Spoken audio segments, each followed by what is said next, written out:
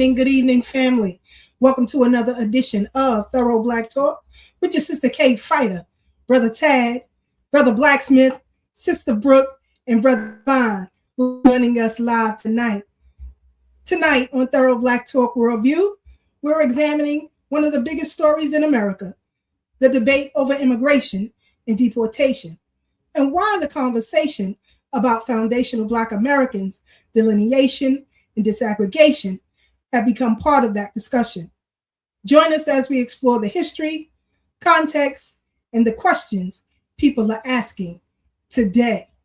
Tell somebody to tell somebody it's going down right now on the Brooklyn Bridge. What's happening? What's happening? What's happening? Let's get into it, family. Let's get into it. Brother Tad, you ready? Let's get the OG Wisdom Podcast and Tad Talks up on the Brooklyn Bridge. What's happening, brother? What's happening? Peace, sis. How you feeling? Good. Made it through another day. Above ground, that's a good thing. That is a blessing. Yeah, Yes, had a trying day. One of my brothers is sick, about to make his transition. It was a little, Wow. we had Sorry to hear that. final conversation today. So I just send healing prayers to his family, his children, his wife. These things are expected with life. Like you said, every day above ground is a blessing, man. But yes, indeed. My dude for years, sis, right? And even in him winding down, he still had jokes. I like a person who can enjoy life to its bitter end. Down to the very last drop. Or that's what I'm talking about. So I always say life is good. Life is good unless the judge give it to you. We don't want them problems. At all. While we wait for Brother Black to get ready, let's get some shout outs real quick. Ally Davis, 5754. What's happening? Glad you rocking out with us on the BK Bridge.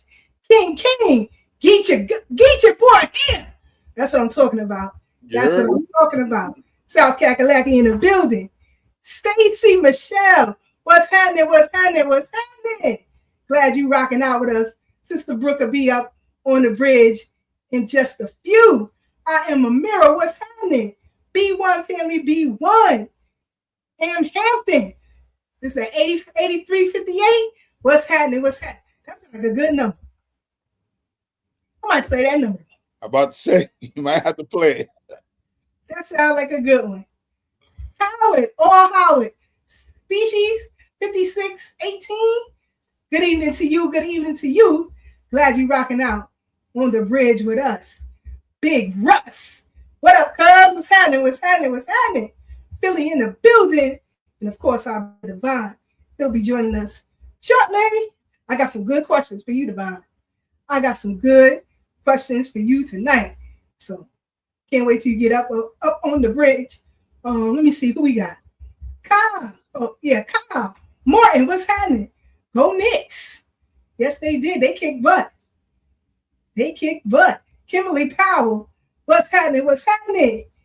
Pizzo, what's good, fam? How you doing? Up on the Brooklyn Bridge. B1, what's happening? RA, what's that? 19998 tag? Yep. Okay. The light is blaring my vision. Shout out the rock. Yeah. Sister Nessa, up on the Brooklyn Bridge. Number one moderator. For real. She ain't taking no shorts. So y'all behave in the chat. Behave. Because she will pack you up. Out of here. Phenomenal Sylvia 157. That's a good number. Yeah. That's the building I used to live in. 157. Allen, Fort Greene, if you know, you know. Let's see who we got. Justin LaBelle. What's happening? Intrigue. You back with us rocking out on the bridge. Glad you here. Let's see who we got. Paige. What's happening? B1. Glad you up on the Brooklyn Bridge. We about to get into it. Kemet. Who's that? Kemet. Skip Folk, 7684. Fort Lauderdale in the building. Glad you rocking out with us. Eunice, what's happening? What's happening? What's happening? Glad you rocking out with us on the Brooklyn Bridge. Justin, what's good, brother? Hope all is well with you. Let me get our brother Black up on the Brooklyn Bridge by way of the BX.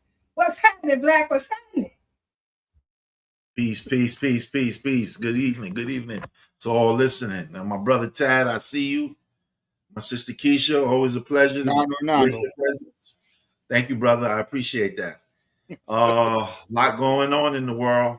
Hold on one second. Man. Let me see. Gregory Robinson, Cleveland in the building. What's happening? What's happening? Our brother Cad. What's happening? Yeah. Kalaki in here heavy.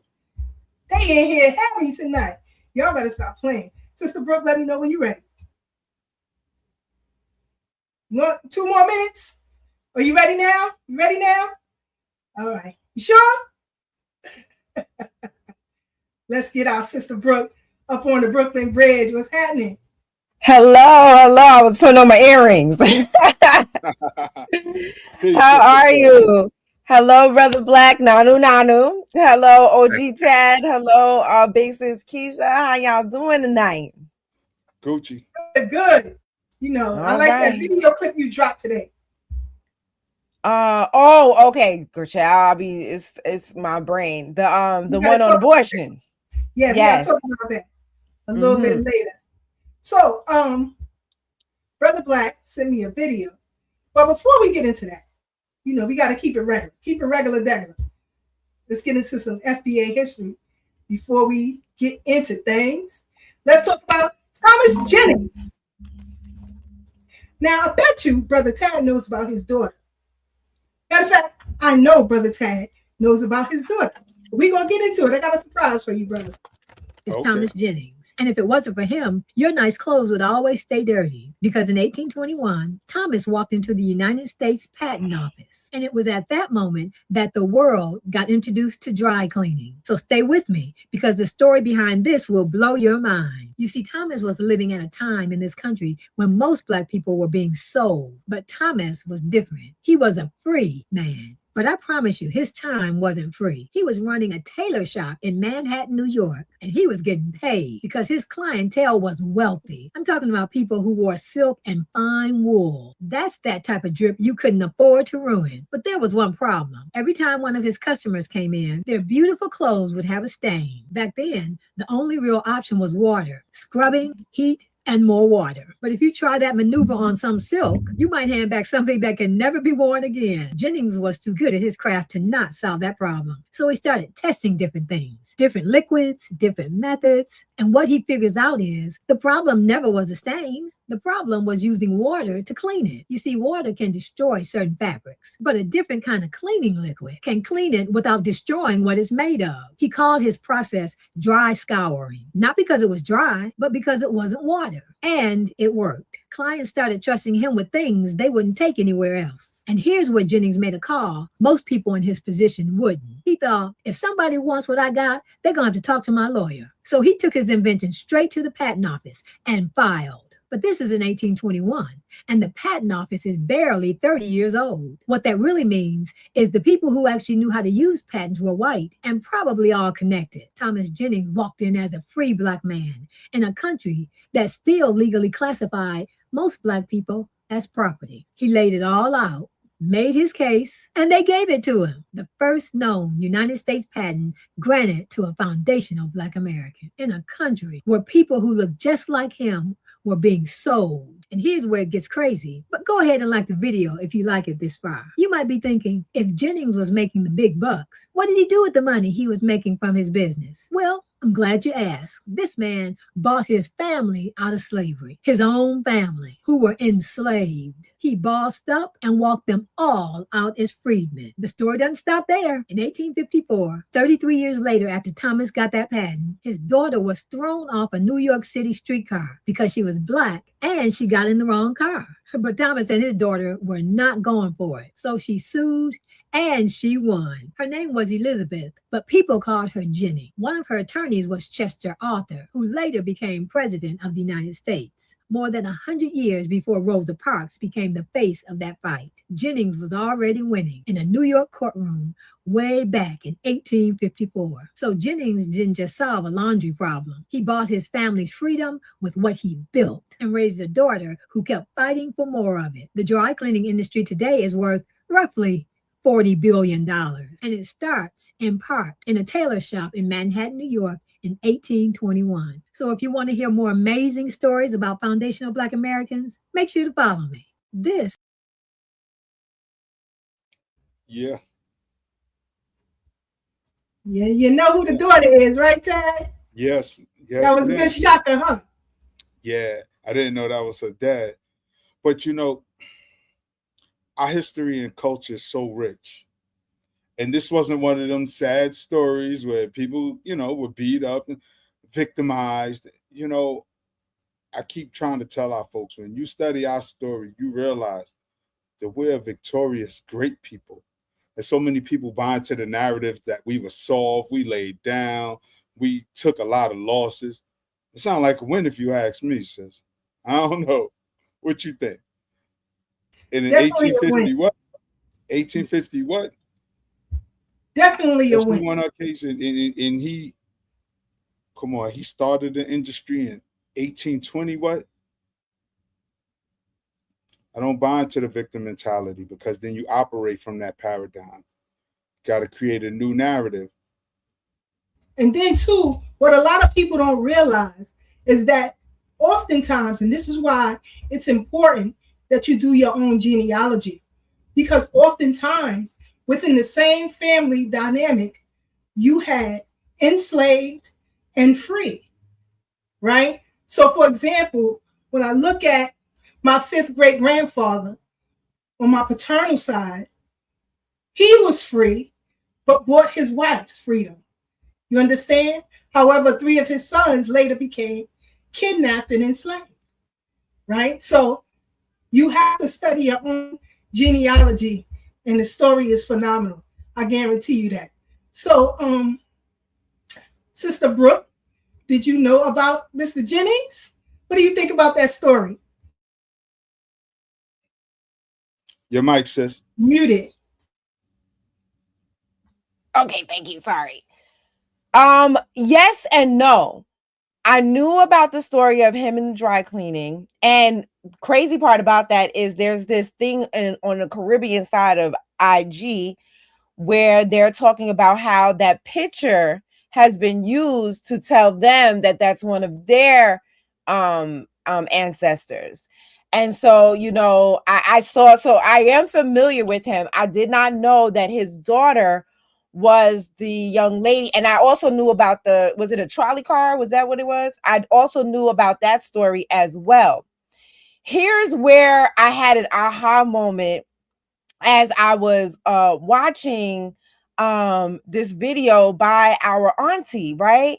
The aha moment was I watched there's on Netflix, there's a show called Death or a miniseries called Death by Lightning, right? And it is about the presidency of James Garfield, right? And so in that movie, it just details about, you know, about how, you know, he was only president, I think, for like a few months. I don't even think it was a whole year. And then he was assassinated. And dang it, what was his name? What did she say was the lawyer who fought for her in that case? Chester Arthur. Chester Arthur was his vice president. By that time, Chester Arthur was kind of leaning on the corrupt side. He like had forgotten his roots. And James Garfield was like, yo, I picked you, you know, because I saw your history. I saw that you fought, because James Garfield did a lot for Black people during his short time as president. He was like, you know, I picked you because you know, you helped that lady on the trolley car. And then James Garfield was unfortunately assassinated, and then he became president. And so when I was watching that, I'm like, I'm putting all of these dots.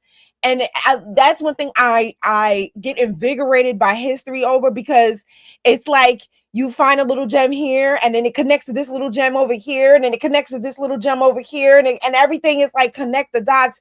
And then I feel like that meme with the white boy with all the strings and the papers everywhere. I'm like, yeah, this goes over here, and that over there, and this over here, and that over there. And then moving forward, while I was watching that, I discovered, not to say that that's nobody else knew it, but I, for the first time, was informed about Bruce Blanche. I just put the clip of that show that I put on TikTok. I put it in the chat, Keisha, of Bruce Blanche. Bruce Blanche was let me see, what was his exact title, because I don't want to mess it up, but something with the Treasury, and his signature was on all the money at that time. And so when people sit here and talk about we didn't do and we were only slaves, no, Bruce Blanche, and he was appointed by Garfield. And so so it just like I said, when I watched that, I just became flooded with all of these memories of other things that I had learned, and I started piecing those dots together. So and the fact that they trying to lie about that picture in Jamaica. That's funny. But that's what we were talking about Sunday. People just latching on to our story and adopting it as their own, but saying we haven't done anything. Yeah. And sure enough, as we look upon Mr. Jennings, the only thing I could think about was Blue Sky Cleaners. George Jefferson. Yes, you remember that. Right. Yeah. No, Jefferson Cleaners. His competition was Blue Sky. Right. Okay. Yeah. Because Blanche, I think he was the senator out of Virginia or something like that. I think it was Virginia. I got to double check that, but I think he was the senator, brother out of Virginia. Let me get brother. Look at the video. I put the video in the chat. Yeah, I got it queued up. I'm bringing Brother Divine. Okay. Ready, Brother Divine? Let's get the U.S. Freedmen Project president up on the Brooklyn Bridge. What's happening? What's good, family? How y'all doing this evening? Peace, Brother Divine. What's up, President Divine? What's going on? Can I be heard okay? Yes, loud sir. and clear. Okay, good, because I know my audio be acting crazy sometimes on this. Man, I just want to just piggyback on that real quick, because I did get a chance to see that same miniseries. Sister Breuck recommended it, so obviously I watched it. And really, really quick is the power of our people. And this is why, our history is so nuanced and so rich. And so when people don't understand the concept of us being day one citizens, this is the portion of it that they don't get. That at the same time they were enslaving members of our ethnic group, other members of our ethnic group had autonomy in other states, because it wasn't the United States as you think about it today. Things were not codified. That's why the 14th Amendment was needed, because that whole concept of states' rights. So state to state, they were trying to deny our citizenship. But in other states, we had citizenship at the same time. So you got and because you come from wherever you come from, but you're also dealing from a disingenuous place from the beginning, you try to disregard that nuance so that you can put your narrative onto it. And so I'm saying all that to say, when people say, well, how you going to get reparations? Or how you going to get this passed? Or how you going to get this done? Listen, that's the legacy of our people. We've always had to and always have gotten things done that push our lineage forward while dealing with this open hostility from the systems of white supremacy. And you never know, to Sister Brooks' point, I'll land here, you never know what door the ancestors are going to open up. You just never know where or how it's going to come, because Chester A. Arthur was a corrupt summer, you know what I'm saying? But he was the same guy, right, that fought for that. Man, it's just so beautiful. Crazy. Think about it. It gives me chills, because you never know how God or whoever you serve and whoever you worship and daughter aunts. This man, there's so many things about that are just foundational Black American culture, right? And foundational Black American proverbs. You know what I'm saying? When you think about when one door closes and another door opens, like this, that's our story, right? Those are our colloquialisms. Those are our saying. Not only because we needed to believe that to get through what we went through, but because that's actual history that got us through what we needed to go through. Mm-hmm. The door has never been fully shut on us as a people. And we've always found ways to push it forward. And so that right there was just learning that, because this is my first time hearing it, learning that, connecting that dot from that they mentioned that in that documentary, but seeing it and then knowing the kind of stock she comes from. Again, when we talk about our lineage and who we come from versus who you come from, that's why we can't really, that's what's really the biggest thing that's causing us not to be able to mix. You see what I'm saying? And then you can do any type of saying you want, whether it's don't cast your pearls with swine, or whether it's the lions don't care about the opinions of the sheep. Whatever saying you use, that's one of the major things that's keeping us apart, because we are who we are and you are who you are. And the historical record speaks for itself. Facts. Like I said, and I said this many times before, you can never, ever look at one moment, one incident in a particular period. You got to look at what? The whole picture. That gives you a clearer understanding when you look at the whole picture. Maybe one day, maybe next time, I'll do something on Chester Arthur, because that story is very intriguing. Very intriguing. Yeah, I would love to hear that, because the little bit I do know is just exciting. It's crazy. It's crazy. This is the clip you put up, and then Brother Black will move to you with something you shared with me earlier. Hold on. Currency from 1880. It is signed right down here at the bottom by Blanche Kelso Bruce. And Blanche Kelso Bruce is the first Black man to serve a full term in the U.S. Senate. He's the first Black man to be nominated for Vice President of the United States back in 1880. No major party did it until 1880. Who hears about him? That currency signed by a Black person in 1880, that he was nominated for Vice President? We don't hear that today. That's amazing. All my life, I've had to hold my tongue, notch my wins discreetly. I played the long game just to get my name on a piece of paper, one they won't be able to deny. Now, every dollar bill printed in America will have a Black man's signature on it.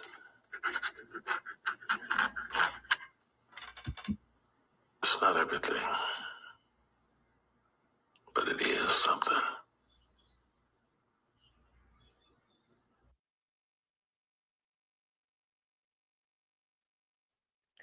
I also put the video of the Jamaican who was questioning that picture. Let me add it here real quick. Hold on. Instagram. Okay. And that's 15 years. 15 years. Said Divine. Oh my God. Listen. That's 15 years. That is a drop in the bucket when you think about time versus what, 15 years after you can't tell us. If we was really and y'all might have unlocked it, so I'm not even gonna sit there and say we never was, but if we were really the villains that y'all try to make us out to be, if we really walked around in that main character syndrome that y'all put us in, we be tyrants. Like we would, I always joke about say goodnight to the bad guy, but if we really took up that bad guy mantle, there won't be nothing you could do about it or say to us with what we forced this country to do as the numerical minority forever. And you are the numerical majority forever in your countries. And y'all have, let me stop. Let me just get off this box like Brother Ted was saying. He getting hot. Right, man. Oh, man. But check this out, Devon, right? Even in addition to that, 1880, what was going on the continent in 1880? Tell us, We OG don't even Taz. know Nigeria yet. Wasn't no Rwanda, wasn't no Rhodesia. Remember, the Berlin Conference was 1884. Talk about it. So the identity they claiming, even when you take the word Nigeria, as we covered on the show before, was named after a European lady named it Niger, after the quote unquote river. You know, that's multi-layered and a lot to unpack. I forget what the white lady name is, but she's the one that gave Nigeria its name. Flora Shaw. Nigeria after the Nigeria. What's her name? Flora Shaw. Thank you. Yep. Thank you, Brother Black. And we know Rhodesia was named after Cecil Rhodes. I ain't as good looking as Brother Divine. Don't mistake us. I'm Brother Black. How silly. Oh man. Black starting this stuff early. But thank you, Brother Black. But yeah, so it's always multi-layered. So when people say we don't have a culture and we don't have an identity, like we were already flourishing before these people knew who they were or adopted the name that the colonizers forced on them, because for centuries we've been fighting, saying this is our identity, this is who we are. Some of our people came on the ship, some of our people were already here. As Kaba Kamene said on the OG Wisdom platform, you know, there were 4 migrations that Black folks have had to the country. You know, so let's keep it in its proper context, because I believe, Sister Keisha, you put in the chat earlier about the Mexican girl saying that if it wasn't for Mexicans, there wouldn't be no civil rights movement and Black people wouldn't be free, and Mexicans fought the Civil War. It's like, yo, what the hell? Everybody wants to be us. So everybody. Bad. The destiny swapping is real. Yo, it's real. It's real. Let me see. Somebody. Oh, hold on. Let me put this up. And Meta, please hold all messages. Somebody send me a message. Paul Bogle, a Jamaican hero who died for our freedom, or is Paul Bogle really Thomas Jennings, the inventor? Jamaicans, were we tricked, or did we trick the entire world? Paul Bogle, Jamaica's national hero, a Baptist deacon, the man who led the Morant Bay Rebellion and gave his life for justice. But there's another man from the United States named Thomas Jennings, also a Baptist, just like Paul Bogle, and he's the first Black man to receive a U.S. patent. As a matter of fact, Thomas Jennings invented dry cleaning, and both men were active in the same era. But here's the scenario. Here's what's strange. Here's a real situation. When you look at the most circulated picture of Paul Bogle, it's the same exact man called Thomas Jennings. The same image, the same clothes, same posture, same time period, same Baptist church roots, same revolutionaries. Could this be a mix-up or a cover-up or something more? Now, people are saying that Paul Bogle's photo was stolen and used for Thomas Jennings. Now, it's become so bad, it became a controversial story. So let's ask this question. Is Paul Bogle a Jamaican hero who died for our freedom? Or is Paul Bogle really Thomas Jennings, the inventor? Or is it both, the same man, rewritten by history? And if that's true, then Jamaicans, who really wrote our story? Is Paul Bogle a Jamaican hero who died for our freedom? Or is Paul Bogle really Thomas Jennings, the inventor? Jamaicans, were we tricked, or did we trick the entire world? Paul Bogle, Jamaica's national hero, a Baptist deacon, the man who led the Morant Bay Rebellion and gave his life for justice. But there's another man from the United States named Thomas Jennings, also a Baptist, just like Paul Bogle, and he's the first Black man to receive a U.S. patent. As a matter of fact, Thomas Jennings invented dry cleaning. So they've been latching on since latching on. Real boy. Come on, it's been happening a long time, it seems like. Classic definition of a tether. That's what that is. Crazy. Not an ally. Not an ally. Why didn't he? Well, you see, and this is what bothers me about people in a technological age. You know, you can put that photo in, go into newspaper.com. You have to pay for the subscription, of course, and it'll give you the exact story and see what pictures show up. from that time. Yeah. If you go to newspaper.com and put in New York Gazette, because that was the name of the paper, 1831, see what comes up. Okay? And then that's all. But I'm saying people have technology in the palm of their hands and still Google like crazy. Google everything. It's right there in the palm of your hands. You could put in a picture in Google and do an image search, a reverse image search. Excuse me. You know what I mean? Brother Black, you still there? Because you faded in and out of galaxies. You sent me this picture in light of what happened. That was trying to beat me up. Before we get to that, President Divine wanted to say something real quick on that last thing. I think we need to start putting this in context, because this is another lie, not just told by the Haitians, but told by the entire diaspora, but specifically the Caribbean, right? That we need to get in check. Jamaica doesn't become an official country of its own till 1962. In 1850, we've already done the math. We've already seen the records. We've already seen the historical documents. In 1850, there was still Africans from the continent being directly imported after being sold by other African tribes into the Caribbean, long into 1850. So even if there was some truth to whatever that man was talking about, see, because for us, conspiracy theories are just things that we haven't proven yet, because almost every conspiracy theory that we've had, they said was a conspiracy theory in here about our ethnic group, we have been proven correct on. Now, the tall tales that they be telling in the Caribbean is just wishful thinking. But let's just say Bogle and Jennings was the same person. He would not be what we know today as a Jamaican.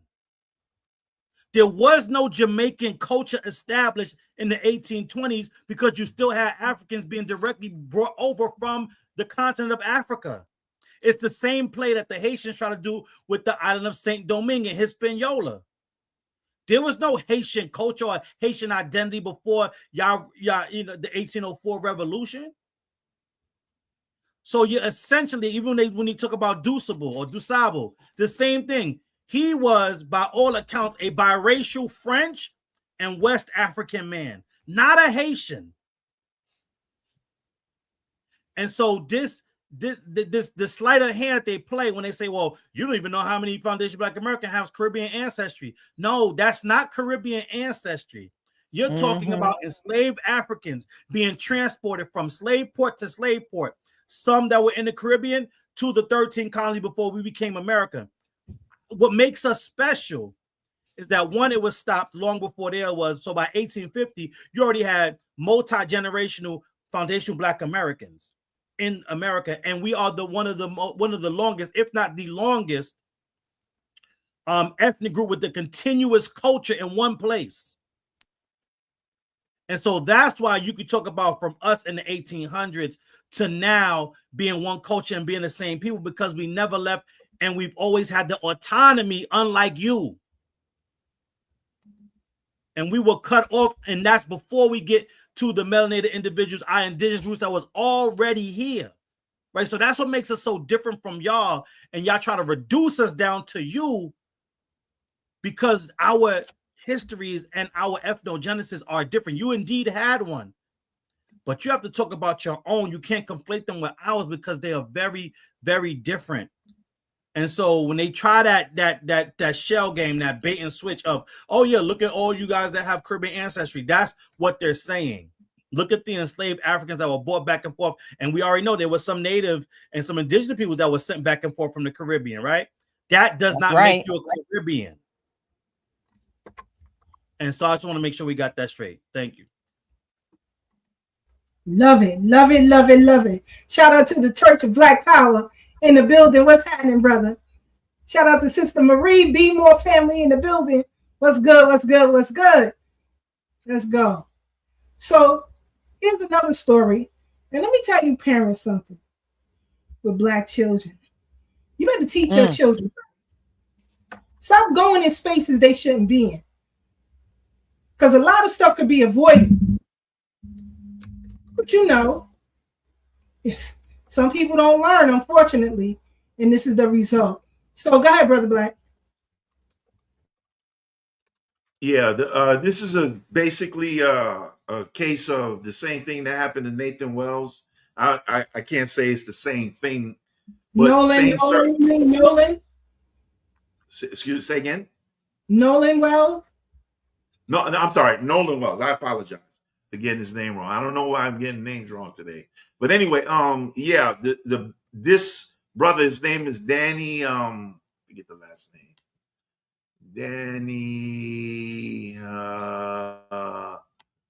Daniel Irving from Rowlett, Texas. Yeah. So this is a new case. No, this happened in April, but it's a couple of months before. Okay. Right. It happened in April of this year. Same, pretty much the same circumstances. He went out with some white guys that on a fishing trip. He didn't make it home. These guys didn't even contact the family or any of that. They just basically absolved themselves of everything. And if Sister Keisha want to show a few minutes of it or a few seconds, she can go ahead so you can get some more context. And then I'll come back and finish up with whatever else I was going to talk about. We are here because a young man, Daniel Mike Irving, should still be here today. Instead, his family confusion instead of urgency. They have been met with delays instead of accountability. They have been asked to accept excuses. Before I go further, I want to acknowledge his mother and his family. We stand with you. We fight with you. And we are not going to allow your son's life to be minimized or dismissed. Daniel was not just a case. He's a son. He's a student. He was loved, and his life matters. There's a scripture that says, "He who conceals his sins will not prosper." Go ahead, Black. I don't want to hear him. Go ahead. Okay. With that said, basically, this is where we got to think. And Sister Breuck talked about this last week as well. I'm telling all Black parents, because I'm going to put the blame on y'all. Stop moving to these mostly white environments. If you got cheddar and you want to be in, I understand some people don't want to be in the hood because of the circumstances. Whatever, it is what it is. We all grew up in the hood here, I believe, so we know what that's about. But what I'm saying is you want to live in a more mixed neighborhood where people are used to seeing different people. So it's not a big deal unless something happens to change that, which is rare because everybody's used to seeing each other. So if you get into it with somebody, it won't be because you're the only one. It'll be because probably there was a reason for y'all to get into it. So I don't need to go too deep into that because that's self-explanatory. It's messed up. One thing that I wanted to touch on in regard to FBA situations right now, it has been reported that Mitch McConnell is on his deathbed, if he hasn't officially passed yet. And in 2019, he basically said, you're not going to get reparations. I had it loaded up here. I'm sorry that I'm not prepared as I should be. But let me put a quote of something that he said in 2019, where he said, opposed reparations in 2019, but his reasoning was different, not based on the legality. He argued that no one currently alive was responsible for slavery and pointed to the Civil War and civil rights legislation as responses to the nation's history. So another iconic figure, if you will, who will soon not be here and, basically paving the way for all these old white men to die off and that mentality. Hopefully FBA will get their reparation this year, next year. In regards to glad the circle of my ancestors reached his throat. But go ahead. Say that again, sis. I didn't hear you. The circle of my ancestors reached his throat. Woo. Okay. Yeah. And his wife bounced on him and went to China. The shrimp fried rice was out. She was out. She said he'll be all right. Okay. She said, "I'm gonna take this long flight to the People's Republic." It was rumored from years ago that she's a spy anyway. Remember that? You know what happened to her sister? I know you know what happened to her sister. Remind me, because I was up on that like 2-3 years ago. I haven't really been dealing with that lately, but remind me, please. Didn't they find her in a car in the lake in the backyard? I don't remember that, bro. Yeah. I'm not saying it ain't true. I don't remember is what I'm saying. Yeah, they found her sister in the car, in the lake, in the backyard. Wow. No longer in this realm. Only her carcass remained. Yeah. And they was trying, they covered that up real quick. And I feel like that was around the same time when what's her name? Nancy Pelosi husband was they said that somebody had ran up in his house. Yeah, I remember that. I feel like it was all around the same time. But yeah, it was. So I was looking at both of them cases like, there's some hair in that milk. It's something ain't right about all those situations. Because I seen the video with the man that came inside Nancy Pelosi's house with the husband. I was like, Nancy, that husband looked like that was a date. Like he was supposed to come over. It didn't look like he pushed his way in anywhere. It looked like he was invited in. And he was a big old punk. It looked like he was invited in while Nancy was away. And he was like, come on over. And then he was like, yeah, stop, get out, leave. I was like, oh, this is very convincing. So, and then the situation with her and the sister, and I was like, they didn't say nothing about it. Like they just, she gone in the backyard, in the car, in the lake. That was 2024. In the lake. And they ain't say nothing else about it. They're like, rest in peace. The end. No investigation. No how did it happen. No why did it happen. None of that. So it sounds like maybe the People's Republic, or maybe this government found out, allegedly found out that she was a spy.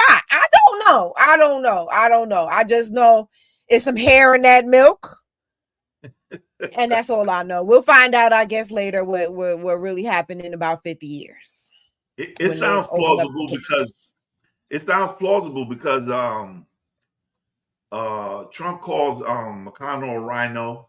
And we know what that means. Republican in name only. It's an acronym for it. Who knows? But I'm going to go back a second just to the Nathan Wells and Mr. Irving for a second. It's crazy how the ideal from the country and what they say is for us to rise up by our bootstraps. And then when we get there, now we're having an epidemic of these things. And the connection I want to make with a lot of us is this is signaling to me. I mean, because these things have always happened, but now in the days of the internet, everything is instant. And I was telling Sister Keisha before the show even started, I didn't even hear about the Irving thing. And it came out again because in light of what happened to Wells a few days ago. So with that said, if we notice this is happening to what we would label as good kids who grew up in the suburbs like Carmelo Anthony and things like that, because the parents isn't giving them that awareness because they think they escaped it by escaping the hood environments. And this needs to be a lot of people out there. If you're not guilty of this, and when I say guilty, I'm not saying it like it's a bad thing, but you need to make people aware of what the real is because their nature hasn't never changed. So just because they're young, you grew up with them, don't mean that they don't secretly inside hate you. They probably waiting for the opportunity to off you. Now you drunk, you high, you banging one of their chicks or something like that. Here this happens. Now what? You got a family grieving and Crump involved, and all they're going to do is get money and nobody going to go to jail. This is his track record. And I'm not saying that from me. I'm saying that since Attorney at War, Ultimatics used to say that all the time. So there we go. The last thing I want to say is I got these shirts. I gave one to Sister Keisha already, FBA versus everybody. Y'all know I'm not FBA, but I ride with y'all. I'm an ally. So If you need one, get at me. I got a few left. I'm Basil Medina on Facebook. Holla Black. Sister Keisha, back to you. No doubt, no doubt. Sister Brooke got shirts too. But Juneteenth. So we got the team over here. Get what you want. Get what you want. We got the squad over here. Yes, you can get the shirts at evenmelanin.com. Yeah, I got this in red, royal blue, Navy blue. And navy blue. Yeah. And then the nail decals. I don't have my nails done right now. They need a little break. They need to breathe. But I got the nail decals on there too. That's new. I just put that up last night. So you could, put your, put the flag on your nails. You know what I'm saying? Yes, indeed. Yes, indeed. So let's continue because there is delineation going around the globe right now. In many countries, you have a problem with immigration, and it is a serious problem in many countries, not just European countries or Western countries, but also in the Caribbean and on the continent of Africa. People are tired. We cannot hold the weight of everybody. And so this is one of the reasons too why I know a lot of people are ticked off with Foundational Black Americans, because we kicked all of this off. So he forced everybody to look at immigration, where they are. So let's take the African Union for an example. Haiti applied to be a part of the AU, and the AU said, not you. Not y'all.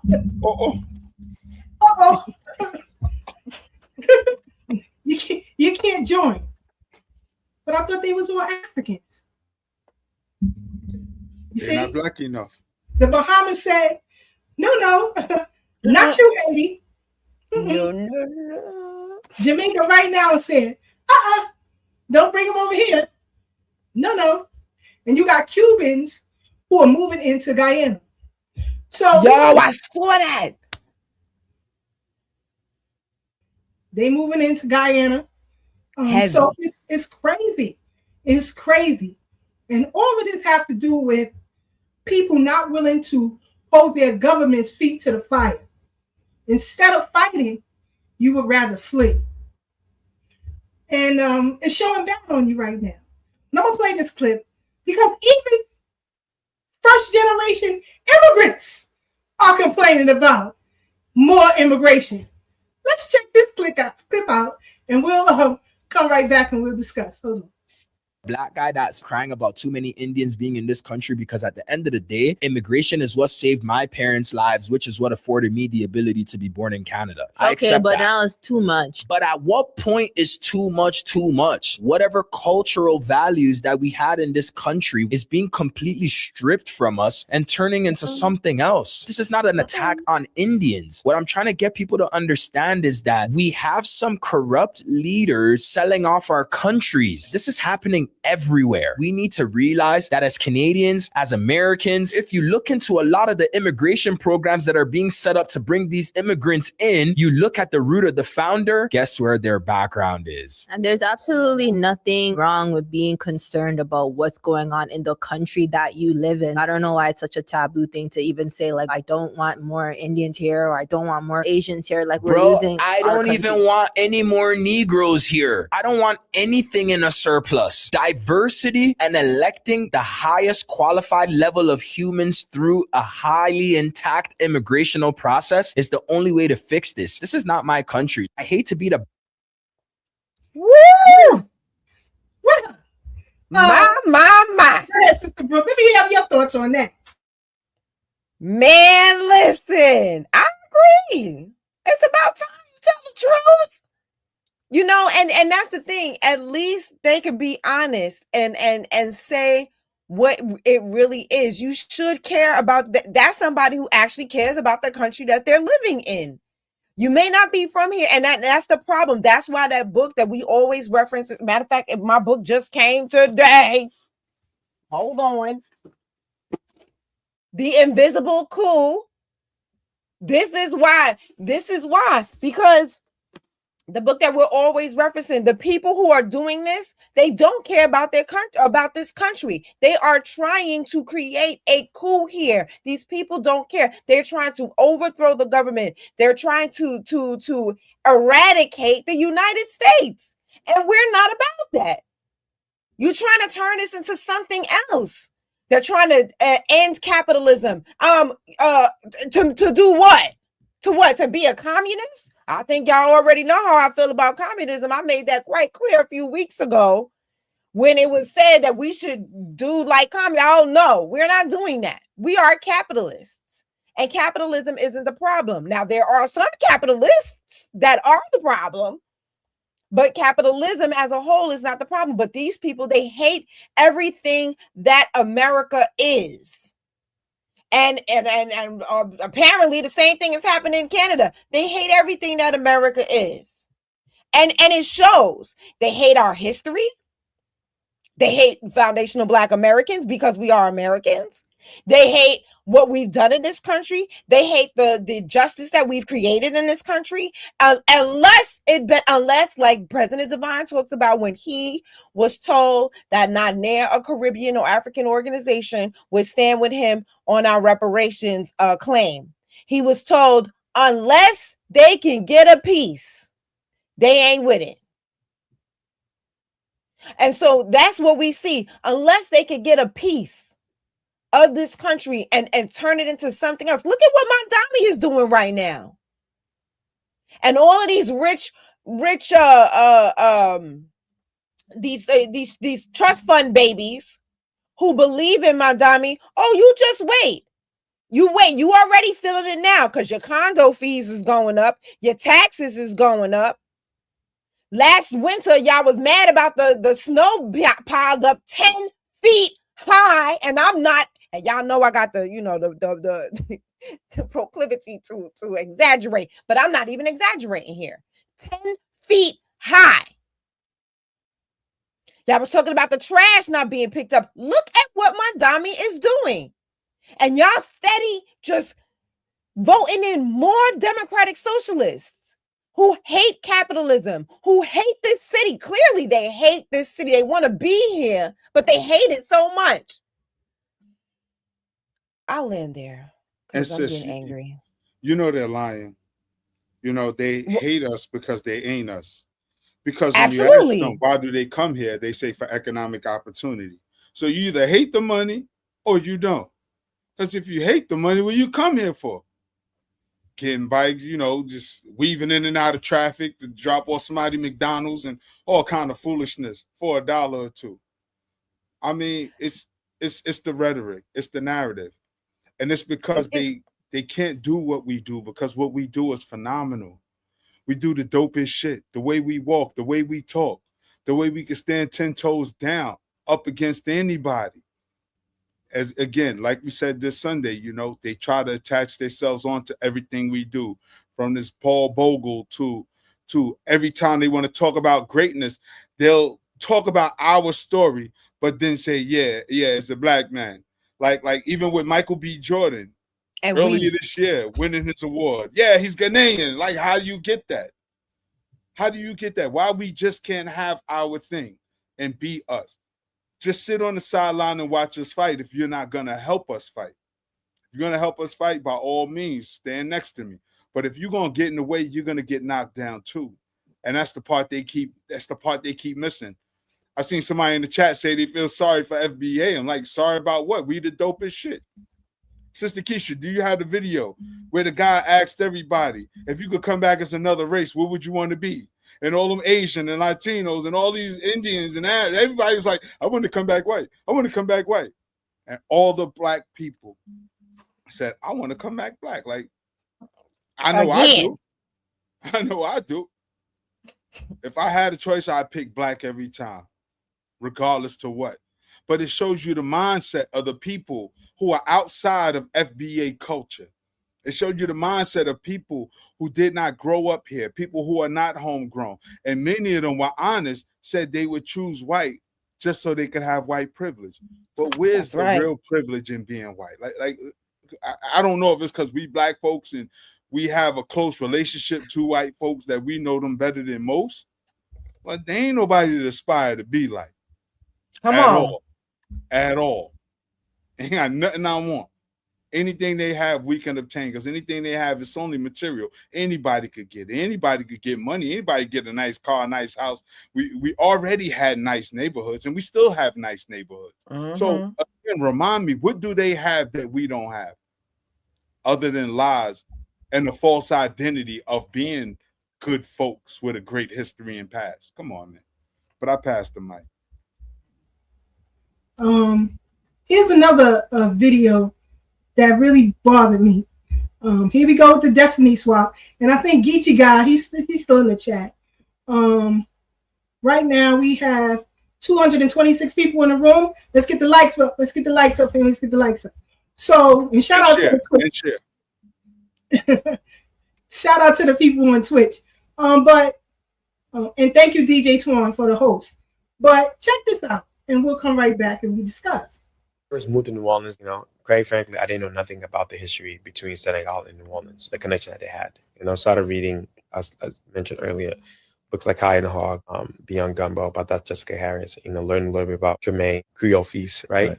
And really realizing that New Orleans, at one point in time, was a French territory, right? Senegal was largely colonized by French, and there was a direct link between Senegal and New Orleans, right? So a lot of people that came from a lot of enslaved that were held in Gray Island, which we got a story there in a dish, and I'll speak of that another time because I think it would take up all the time. But what I would say is it's a direct connection between the two, right? Mm-hmm. And a lot of those people are not. And funny enough, I say this: a lot of before they arrived to New Orleans, to me, they were already Creole. Because when I think of Creole, to me, is mixture people that come together and create something, right?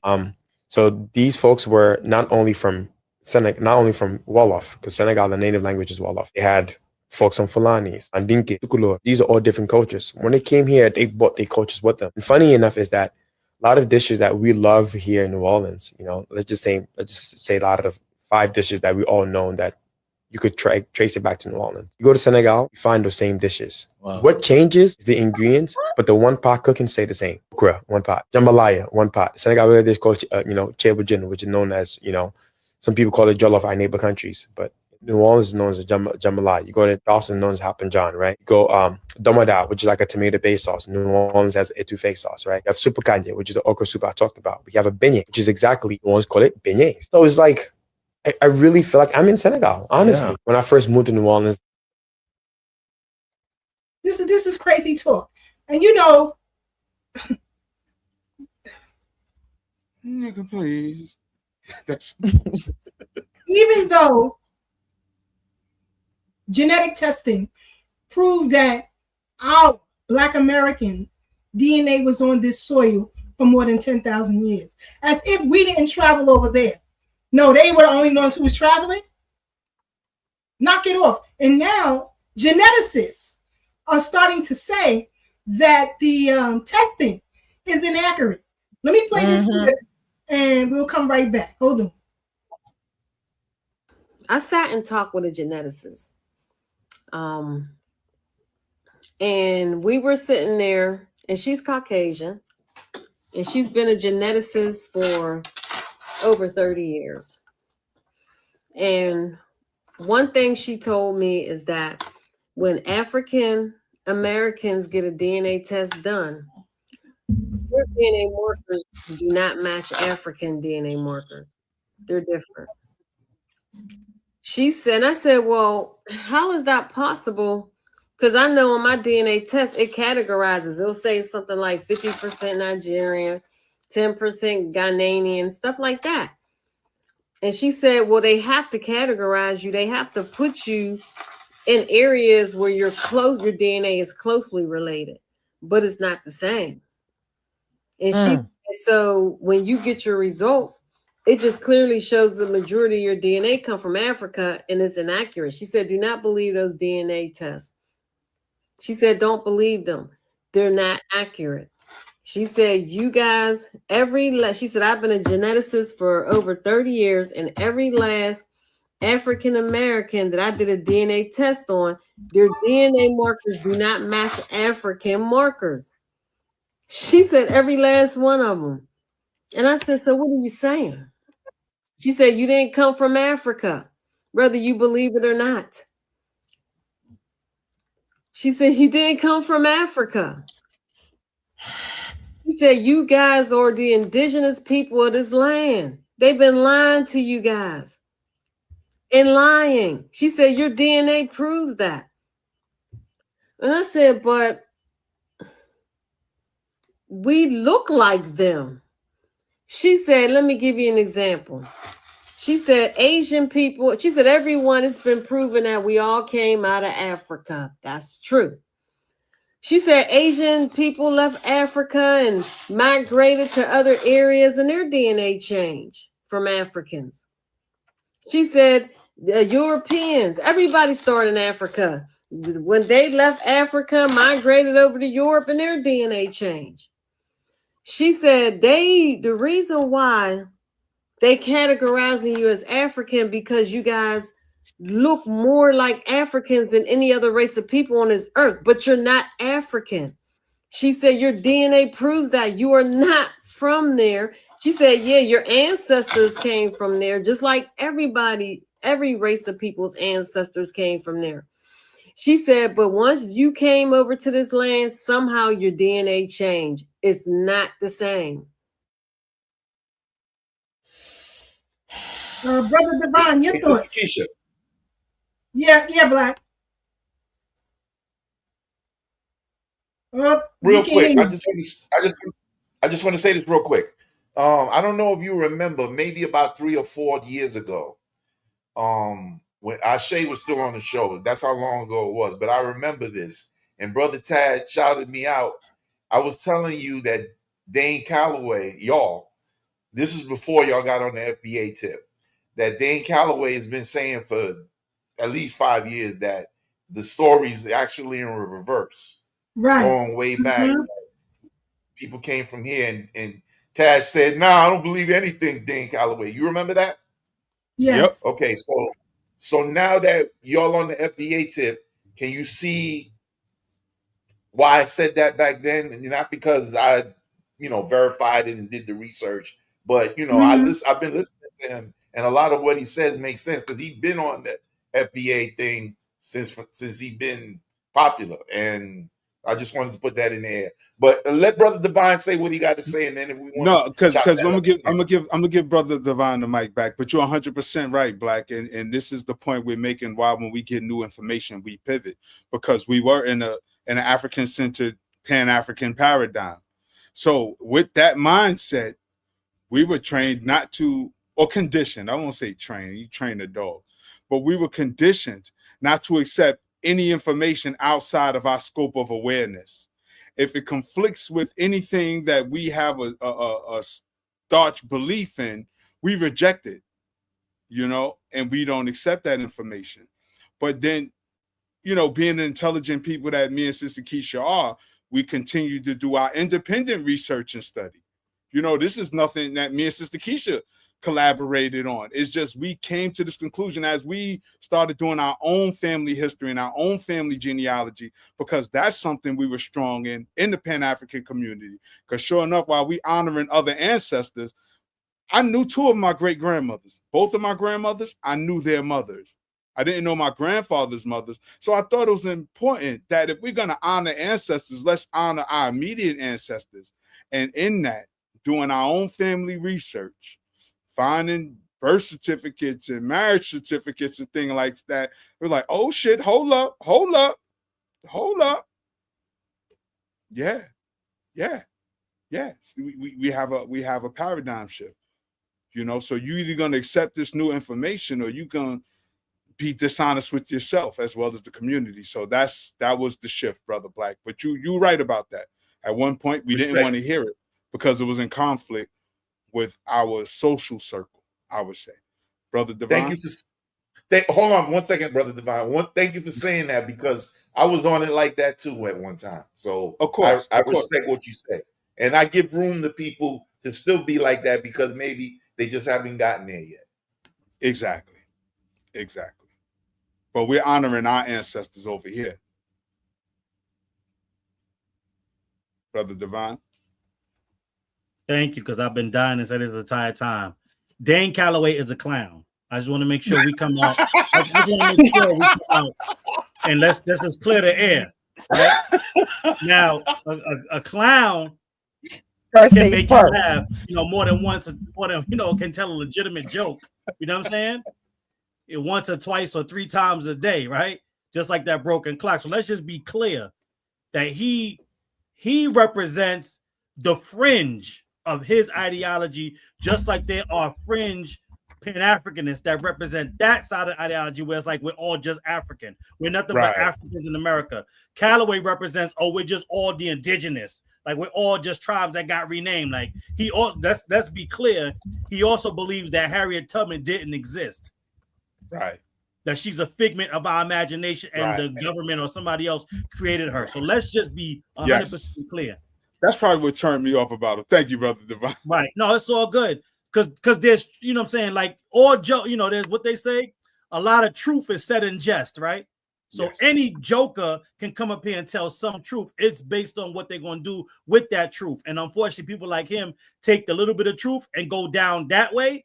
And then there's Pan-Africans that take a little bit of truth and go down that way. Doing your genealogy, listening and talking to your family, that's going to tell you the truth. Right. And the truth is, some of us Black Americans, foundation Black Americans, have ancestry that connects back to the continent of Africa. Yes. Some foundational Black Americans have ancestry that connects to indigenous peoples of North America. Most foundational Black Americans are some amalgamation of both with a little bit of connection to European ancestry mixed in there somewhere. So that is our general genetic profile. So if somebody's out here saying, y'all are just European, they're lying. If somebody's saying, you're just indigenous, they're lying. And if somebody tells you that you're just African, they're lying. Unless your genealogy tells you that that's true. Right? Because I want to make the space that there could be somebody somewhere that has just been procreating with indigenous person after indigenous person after indigenous person, and in 2026, all their DNA is indigenous. Is that possible? Yeah. Is it probable? Probably not. Just the same way if somebody was brought over through the transatlantic slave trade and they just kept procreating with all the other Africans that were brought over here in the U.S. and didn't procreate with anybody else. Is that possible? Yes. Is that probable? Hell no. So this is what we're talking about, but it's also the beauty of our ethnic group and how we've been able to be on code, because despite all of those genetic differences, those different places that our ancestry comes from, we created a universal identity that allowed us to unite against the white supremacy and the system of white supremacy in ways that no other group that are even more homogenous than that have never been able to do. That's what makes us as special as we are. So now going to what we just saw, this is like when we talk about tethers and tethering, that was the epitome of it. That's what it looks like. My man said, a gumbo, 1 bowl, a goosey, 1 bowl, boiled water, 1 bowl. I put some cereal milk in 1 bowl, in 1 pot. That is all the same. It's they got the weakest, most flimsiest connections that they try to use to tether onto what we've done. Again, Senegal was not Senegal until the 1960s. 1960. The Haitian culture, the Haitians that came over to Louisiana, and I'll let Sister Brooke go on that because I don't want to take her shine because she done told me about this movie 1,000 times. I never watch it. But the Haitians that try to claim Louisiana were not the Haitians that came over. Because remember, Haitian is not a race. So the Haitians that came over were really those that were fleeing Saint-Domingue.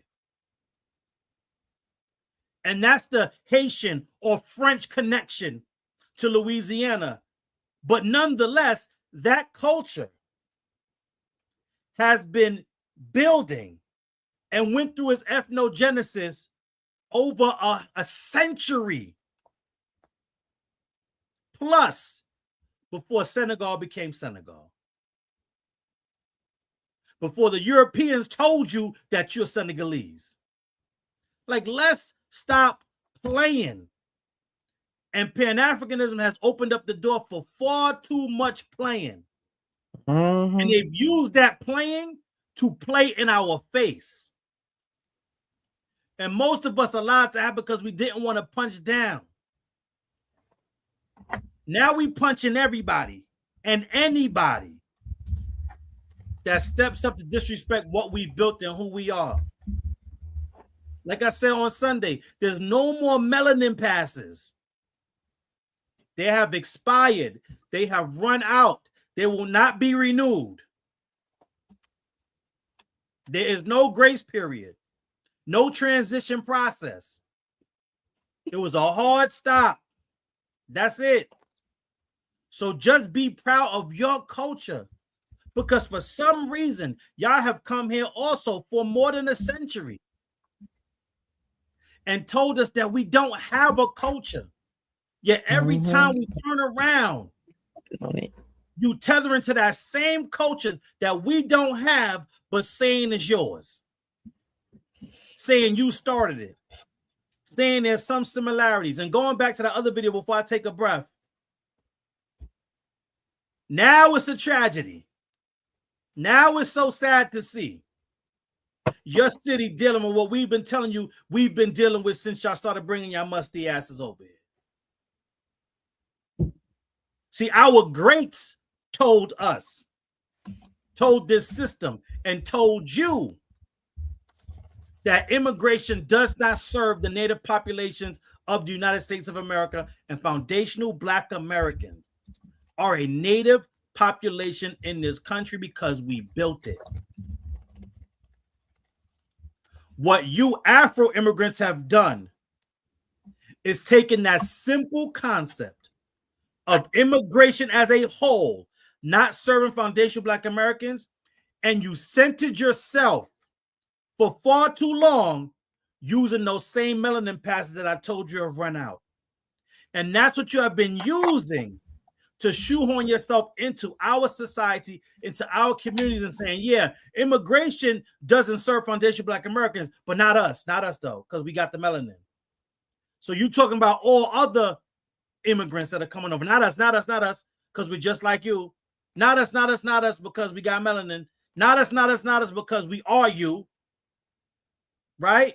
And so now that we have done the accounting, we did the audit, and we see that once again, like Brother Frederick Douglass said, like Philip Randolph has said, like Coretta Scott King has said, like Dr. Claude Anderson has said,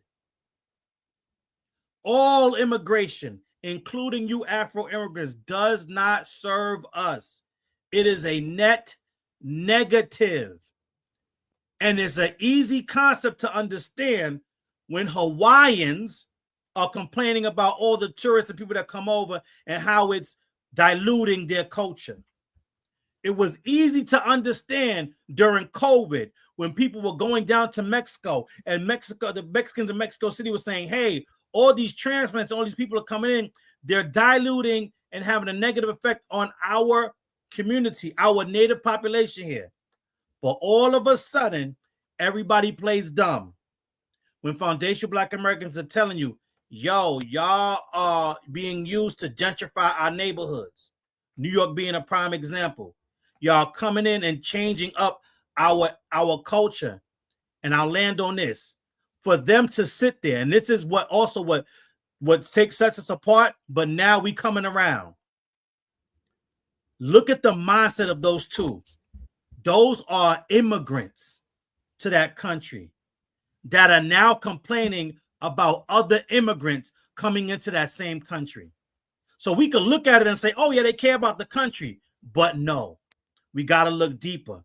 They don't care about the country as far as much as they care about what they get a chance to get out of the country if other people come in and do exactly what they did. And when presented with that issue, they are willing, ready, and able to cut the cord so nobody else gets to life that they have, because now they have it. And they don't care about nobody that comes in, because it don't have to be Indians or the Asians. It could be other people from their native homelands, and they would have had the same conversation if it put their livelihood and what they're getting out of the country in jeopardy. And that's what separates them from us, because even though it was to our detriment, we still brought them in and said, come into our community. We're going to look out for you. We're going to Jones on you. We're going to talk about your peppercorn. We're going to talk about that fishnet shirt you got on, but we still going to help you, even though it's taking food off our table. Now we're not going to be disrespectful or harmful to you, but we are saying you got to get your own food. And if that's the shirt you want to wear, go ahead. Just don't wear it around me. With that said, Brother Divine, I want to ask you a question, because I've seen this dynamic numerous times. You know, living in New York, where there's a lot of foreigners, you know, Florida as well, Texas, you know, even California, a lot of people who have been naturalized, you know, their parents maybe came in the 30s, 40s, 50s, 60s, so they naturalized like myself. What do you see coming out of this new birthright case was just struck down by the courts a few days ago? So that's a good question. I think I don't know if I said this on Sunday or last week on the bridge, but I believe that Justice Kavanaugh and his caveat and his you know, I won't call it a dog whistle, but his white supremacist bat signal that he threw up, letting them know, hey, I can't go along with this, but there is a way for us to do what you're trying to do. You just got to do it differently and go through Congress. And so that was done because and this is what we talk about, and I just said it. It's not Afro immigrants. It's not Asian immigrants. It's not Indian immigrants. It's not white immigrants. It's all immigrants. All immigration is a net negative to foundational Black Americans, but also all immigration benefits from that 14th Amendment, that birthright citizenship that was meant just for our people. So I believe that what's going to come out of this is they're going to try right now. I don't have any, this is all my conjecture. I don't have any hard proof, but I believe the powers that be that represent whiteness are finagling and coming up with a plan to do exactly what Trump wanted to do, while also protecting whiteness and its ability to expand and bring others in, because the only way they can expand is through immigration and bringing more quote unquote white folks in, right? So I believe they're trying to figure out a way to deny birthright citizenship to everybody else while keeping it intact for all the white immigrants that come over. And so I think that's what's coming down the pipeline. And I think they're going to use the fact that we, for the most part, there's a consensus in this country that two illegal aliens, regardless of your ethnic background or country of origin, should not be able to come here and create a citizen by just having a baby here. And so I think they're going to use that. Say it again. The term is anchor babies. Right, anchor. Right, God dang right it is. So I think they're going to use that consensus, because most of us can agree to that. And it sounds about white, and it sounds a lot like white supremacy. They're going to use that consensus to figure out a way to keep it going for white folks to come here, regardless if they're illegal or not, and still have babies, and that becomes white citizens, while denying it for all other citizens. And to be perfectly honest, just my personal, I'm speaking for me personally, my personal viewpoint on that is that's good. Like whatever has to be done so that anchor babies can't be produced and become citizens. It's right now it's at 100%, right? So regardless of whatever machinations they have to do to get that number to come down, whether that be to 80, 70, 60, 50, whatever the percentage is, anything at this point is better than the 100% that it is now. And I think Justin Love said that in the comments. He said chess move is in play right now.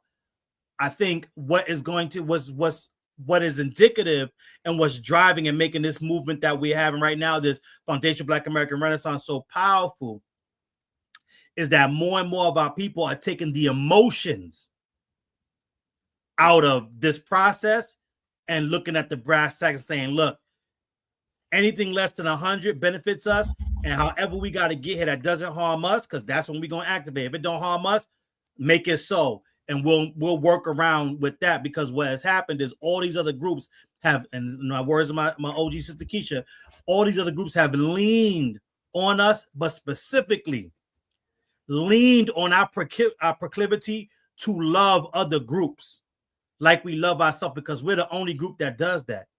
So they played and preyed on our emotions to have us support things that don't benefit our families. And those days are quickly coming to an end with more and more foundational Black Americans. We're taking all the emotions out and we're like, okay, bottom line, what helps us, what hurts us? If it helps us, then it's for us.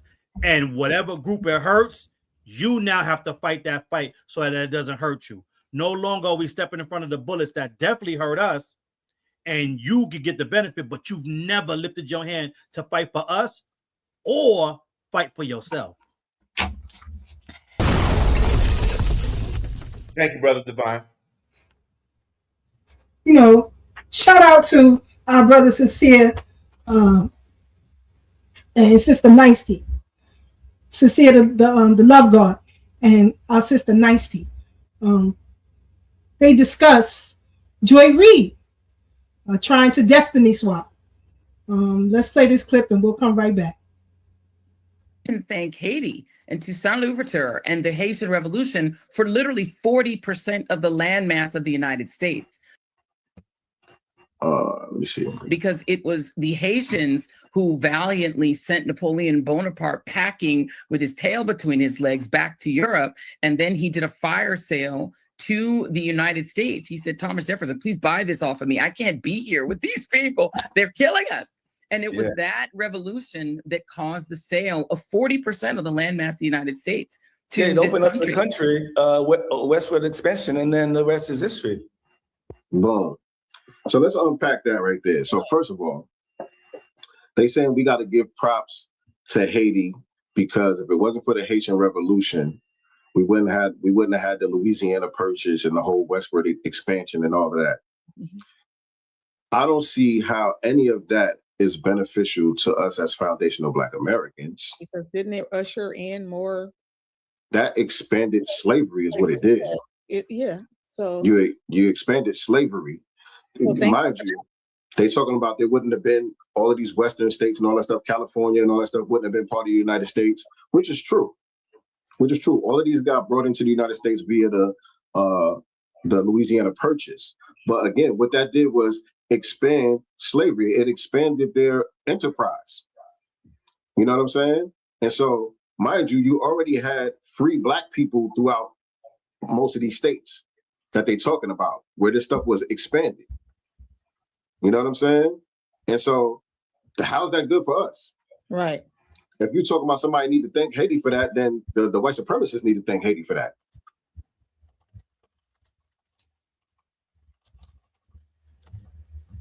Shout out to them again. Please follow them on all social media platforms. But here, you know, again, trying to lean into a legacy that's not his own. Now, you can study on your own time what happened when the French sent those Haitians, they didn't go on their own, to Savannah. Go ahead. Find out what happened to them. Come back and tell me. That ain't a flex. It is not a flex. You know, so I don't know what Booger Reed talking about here. I think you might have to tell it. I think you might have to tell it. They Come on. Slaughter. That ain't a flex. You didn't have nothing. What you helped was to keep slavery in place because you got your behind whooped. Just like TPS is whooping you now. You see? But, you know, don't let these people tell this kind of crap to you. Because, like here in New York, you have all of these illegals who are pressing the city council. And I played this clip before, but I got to play it again. Because I want y'all to see what's happening here. Democrat for this. But at the shelter, the food, my kids cannot eat the food at the shelter. And they give us 2 months to stay at the shelter, and then you have to go out again with your luggages and the kids and find another place. It's very difficult. In listening to everybody speak and making demands on New York City to do more, how much more are we supposed to do? This system is so overworked and overburdened. We don't have the resources that you need to get what you need. I mean, your testimonies move me tremendously. I don't want to see anybody mistreated in any sort of way. But I have to ask you, what motivated you to come here thinking the streets are paved with gold? They're not. They're absolutely not. And you're living through that. You can thank Democrat for this. But at the shelter, the food. Oh, how dare you? How dare you? And you see whole families are sitting there. Remember when I said in the 60s, they made some of our grandfathers and fathers leave the home if the mother needed to go on public assistance. But these people were not only getting public assistance, but telling them your food ain't good enough that you feed me. First of all, sis, I ate that food. That food was good. Part one. Part two, they keep saying shelters. They were in hotels. They were in hotels. 5-star. Yes, 5-star hotels. If you can remember, they were also on Billionaires Row. And then fighting not to leave. Plush hotels. I'm like, are these people serious? For months at a time. So not only are you staying in hotels, but you're also eating for free and then beefing about it, which is crazy. Also getting stipends, also getting emergency food stamps. So when people ask where all this FBA stuff come from, of course, it's been murmuring on our communities about us getting reparations. But when we see people can hop the fence and they got billions and billions of dollars for people who haven't paid a cent into this tax system, don't tell me you don't got no money for those who literally built this country. And this is where the whole FBA movement started gaining steam, especially for those of us in New York, Chicago, and places of the like, you know, because here it is, you telling us you ain't got my money, but y'all got to forgive me because, you know, my education come from the block. But if you owe me some money, foreign niggas, I better not see you copping from nobody else. Don't tell me you ain't got my money, but you over here buying from dude over here. I'm going to bust you upside the head. And this is what's happening. You owe FBA money. You telling me you ain't got my money, but everybody who hopped the fence, you got money and set aside for them. Nah, we got a problem now. Now we got a problem. And this is why we not letting up. And of course, they're going to side with the YT folks because those are folks that's feeding them. And look at that. Even in them eating and being housed, they're still ungrateful.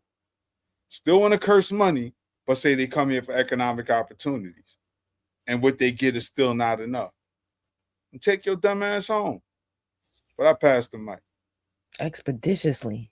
I can relate because Brooke said expeditiously.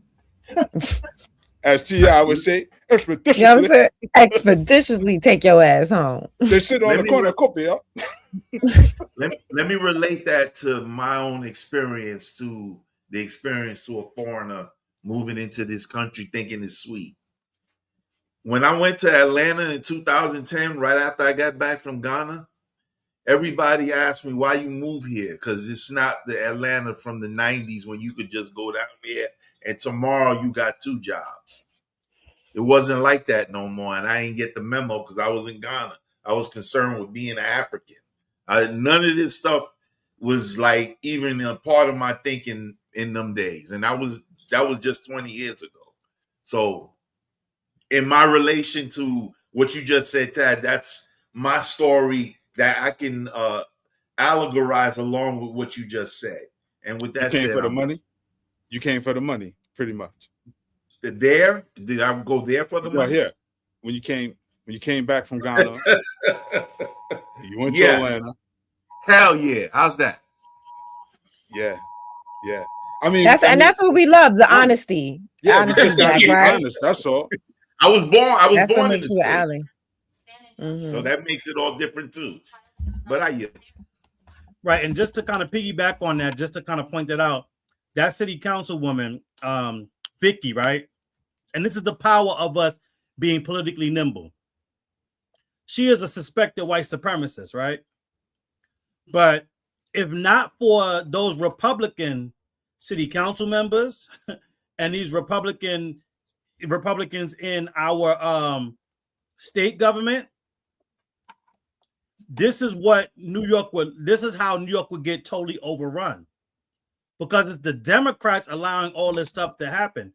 It's the Democrats allowing them to come in here and be entitled and get special set-asides, right? The reason why she's able to sit there and say that, like you said, with her husband or with the whole man sitting right next to her, able-bodied man, I might add, is because they brought all those illegal aliens over here and everything. Remember, I want y'all to remember, we were actively being gaslit online and in person by all the Democrat shills, other tethers, and Afro-immigrants lying to us, telling us that what we knew was happening, because we were on the ground looking for, for those of us that was documenting this stuff.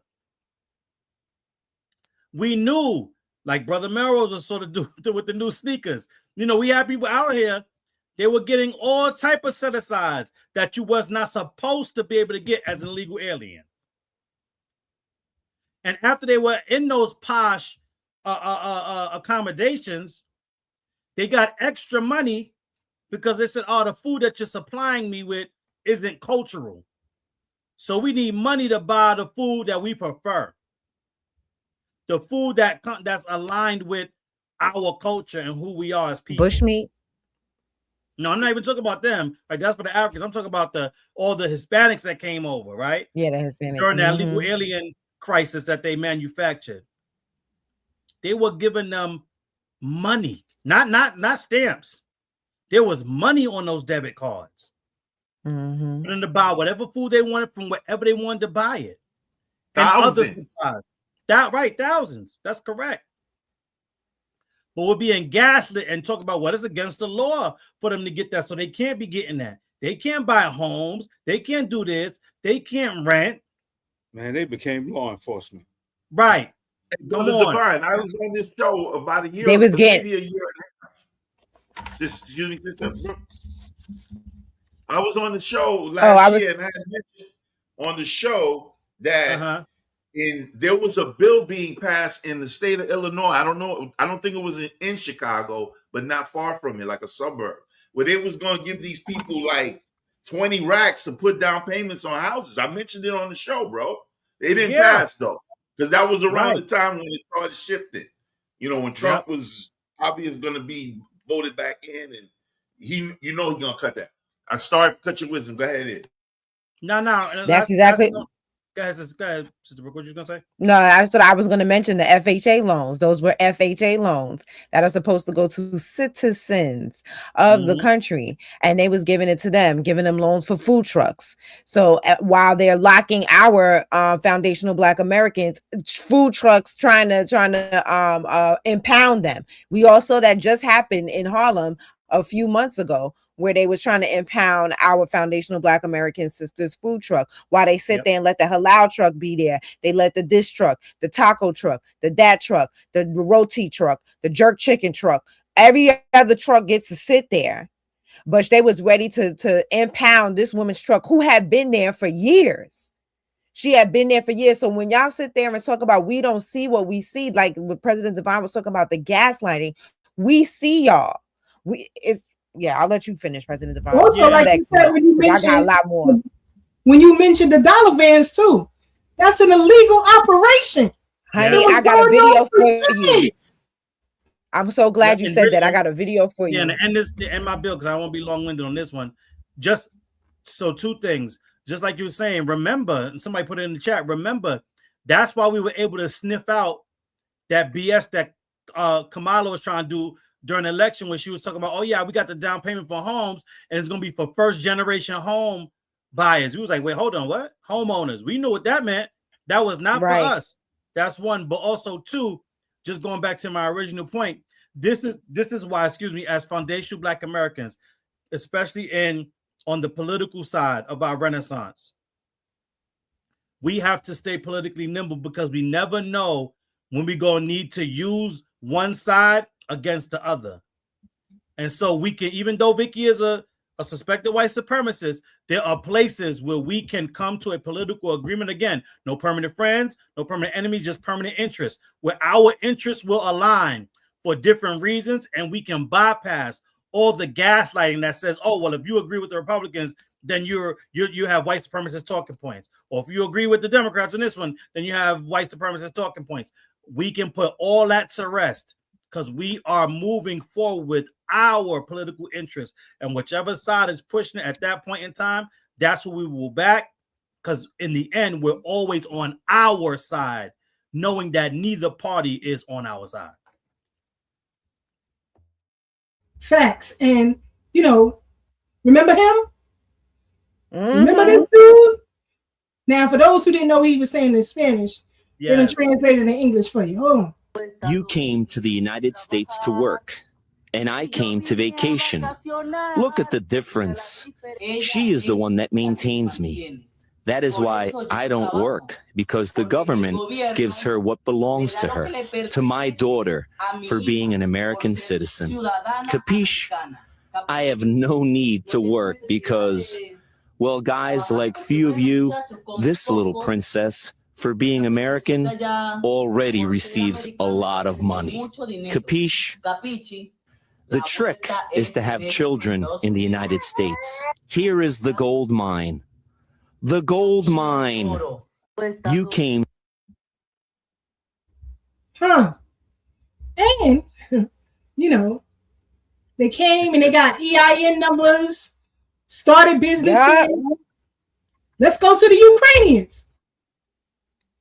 This is Oleg Karakash.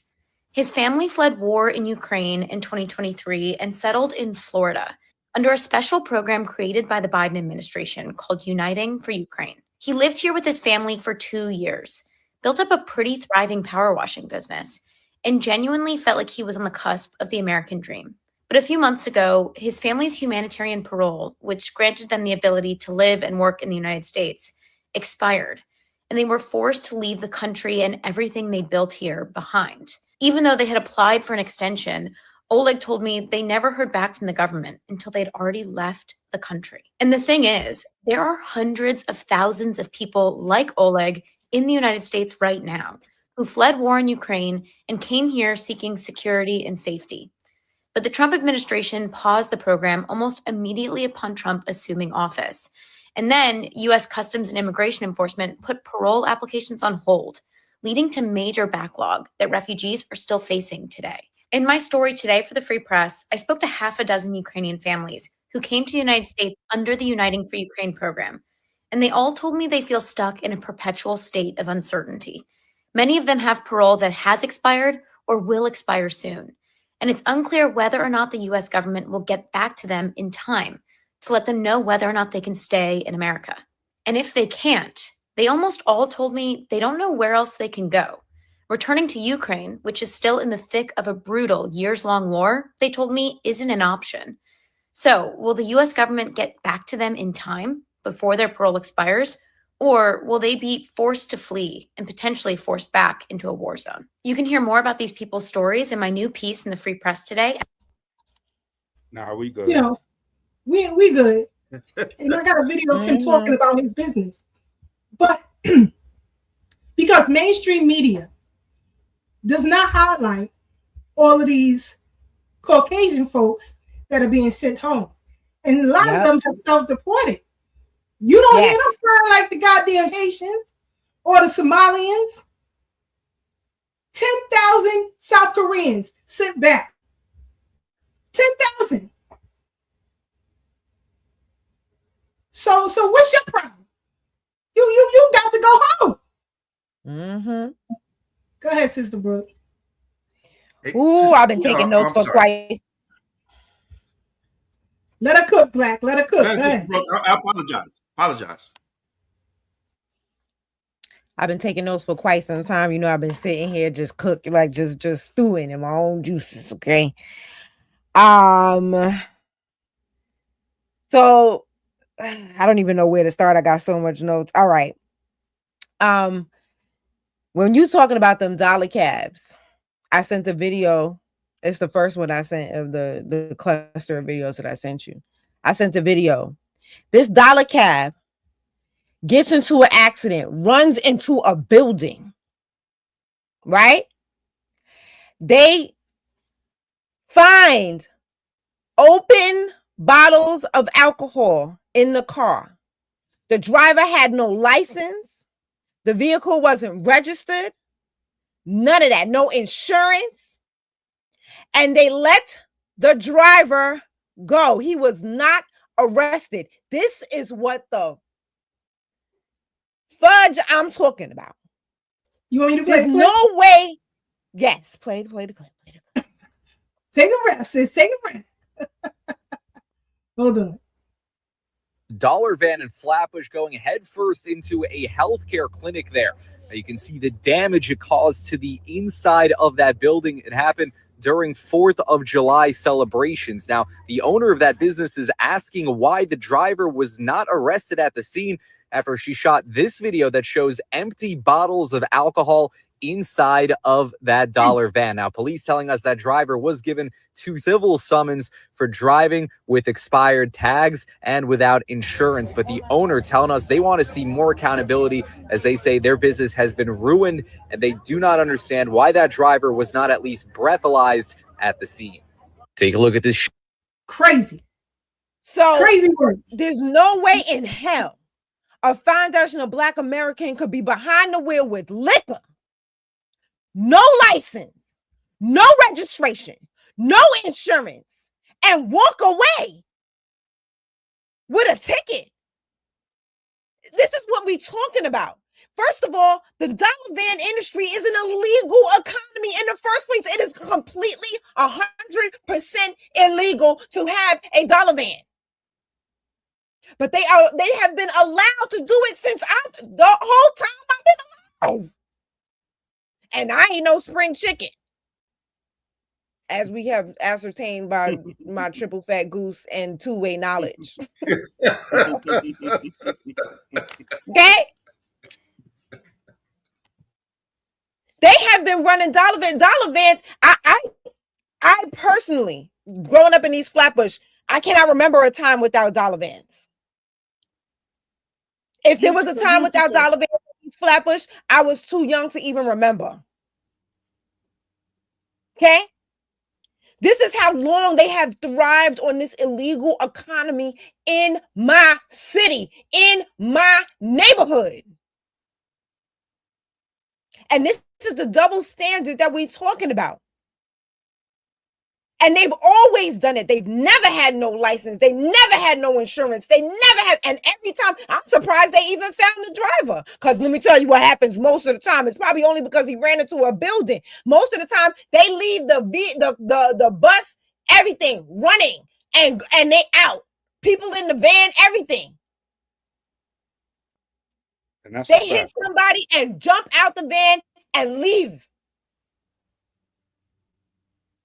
With smoke going behind their ass,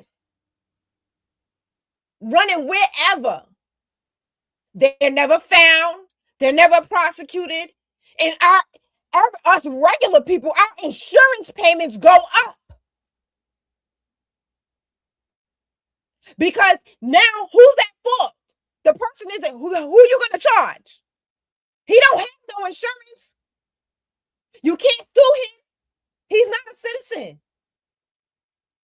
And this is the problem. But if I get into an accident, they're going to run my insurance payments up.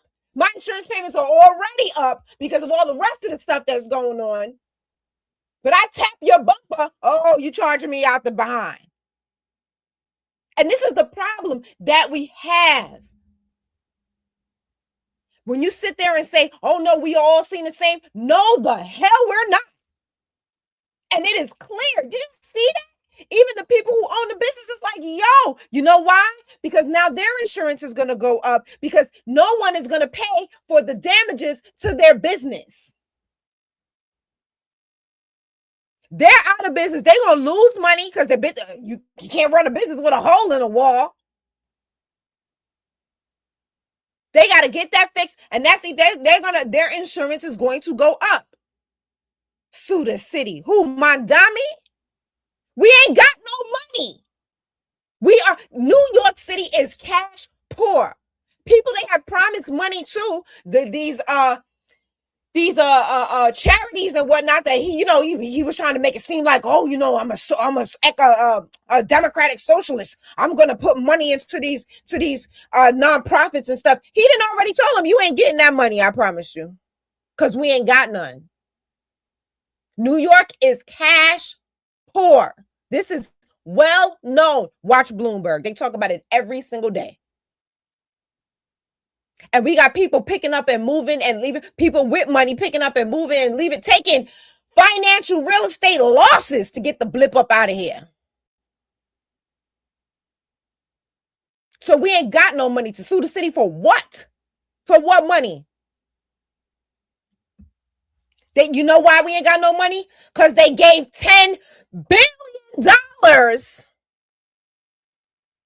when President Vine and Black was sitting there talking about how much money they was putting on those cards. It all summed up to $10 billion. And that's just what we know about. And let's not forget all of the Haitian senators or was the assembly people that was found out to be funneling that money to their friends. Because the sister was working in the governor's office and the other sister was an assemblywoman or a congresswoman or senator, whatever. Farrah Lewis. Thank you, Farrah Lewis. These are the same people telling us that we shouldn't get our reparations. And they was funneling that money to their friends. Okay? The same city council member that they told us at the Caribbean corner, that's corrupt, but they don't do nothing to get her out the way. But then you want to sit here and pop shit about how we get her out the way? We going to get her out the way any way we see fit. And if you got a problem with it, then you do better than us. But you're not doing better than us. You doing nothing. And that's why when TPS is doing what it's doing, we are doing nothing. And you see how powerful a foundational Black American nothing is? It's more powerful than your immigrant something. You're yelling and screaming and trying to appeal to white sympathy. Did appealing to white sympathy work for you in Haiti? Or did they come over there when y'all had a earthquake and steal the lenses on your eyes? Because I don't know if y'all remember, but I remember Keisha, see me and Keisha mad nosy. We be in our nose be in everything. Okay. They found a box of corneas. Allegedly. Then they snatched that woman. She was talking about it live. There's a box full of corneas here. Where'd they get this box? Where'd they get the lenses off your eyeballs? They was taking your children up out of there. Like, get out the movie. A foundational Black American nothing is more powerful than your immigrant tears. See, what y'all don't understand is when we stood for civil rights, that domino effect across the world. Now, I know the Black Brits don't like to be called Black Brits, so I'm going to call y'all Afro Brits. Because I'm talking to both the Africans and the Caribbean Brits. The Afro-Brits started getting more civil rights because of what we did.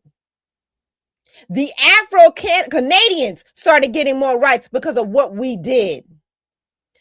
European countries started letting you in more often or en masse because of what we did. France, Italy, Germany, Ireland started letting you in because of what we did. So when we did something,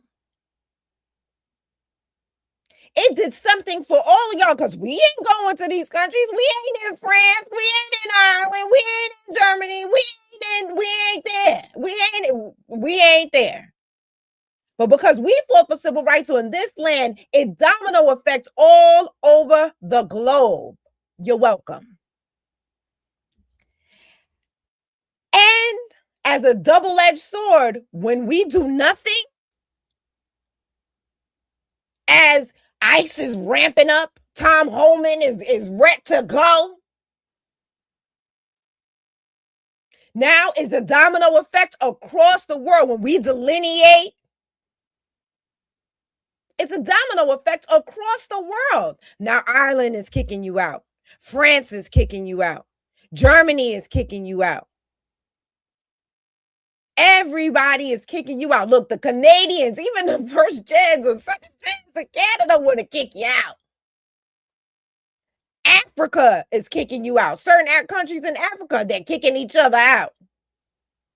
That's all because of what we did. That's the domino effect of us doing nothing. See, we a lot nicer. We not doing that. They over there burning in South Africa. They over there burning down businesses. No, matter of fact, they burnt down the landlord's house that wouldn't evict the immigrants. Not near Foundational Black American has done nothing like that. All we did was nothing.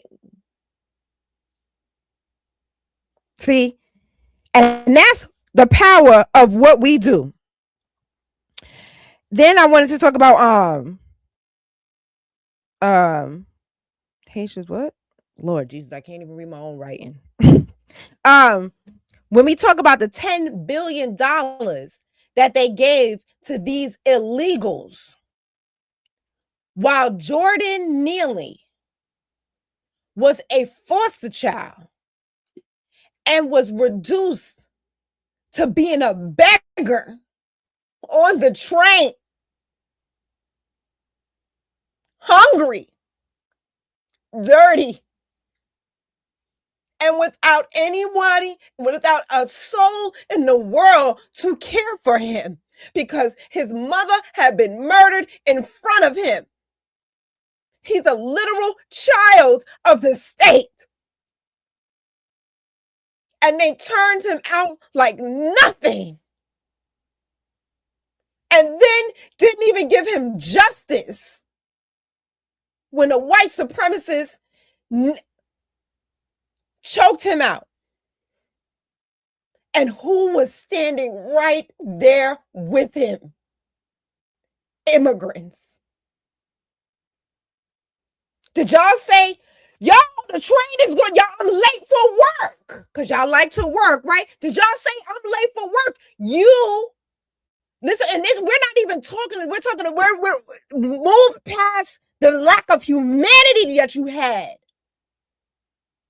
Let's just talk about normal New York complaints. You kneeling on him like that made the train late.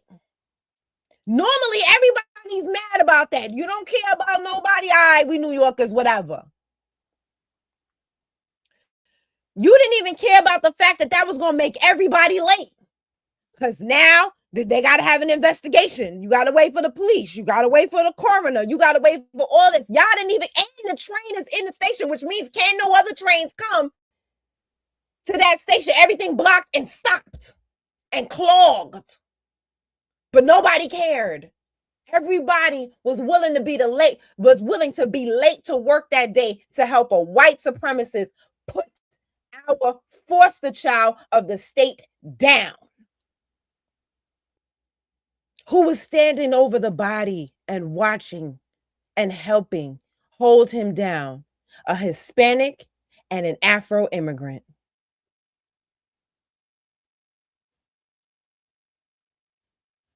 And you want to know why we're doing nothing? That is humane. Because when white supremacists had his hands on Jordan Neely, that's what you could have did. You could have did nothing, but you didn't. You jumped in. You applied pressure. So us doing nothing is a lot more humane in this fight that we have with y'all.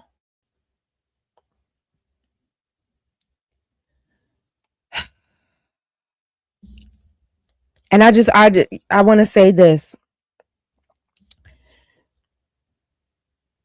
I want to make this point for the record. I knew, there's things that happen to you in life, and I've talked about certain things that were just like aha light bulb moments for me. You know what I'm saying? I talked about how, Beyonce and how when she did that whole African thing and they accused her of cultural appropriation.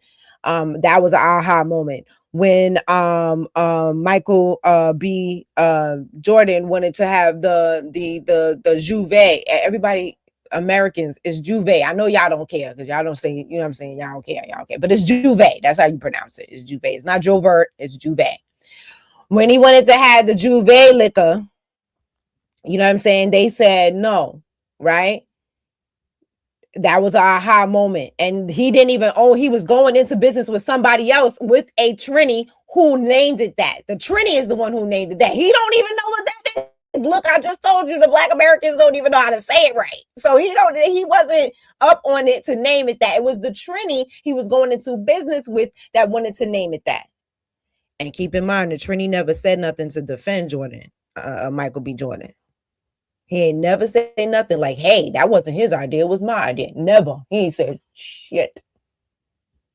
So that was the aha moment. Another aha moment for me was the Olympics. When our sister, what's her name? What's her name? Richardson. Sha'Carri Richardson. When Sha'Carri Richardson was running, I realized that we look at Blackness different. Because as Black Americans, when we watch the Olympics, it's Black American first. We're going to vote for the Black American first. And then after that, even sometimes if it's against America, the Black person, we want to see the Black person win. When Jamaica beat the Americans in the bobsled, we made a movie about it. We thought that was so impressive that Jamaicans from a hot culture beat the white snow people. We thought it was so interesting. We made a movie about it, and it made the movie a hit. We watched it, we quoted it, we thought it was hilarious, we loved it. Oh, but I realized y'all don't see it the same. Because y'all vote for yourselves and everybody but us.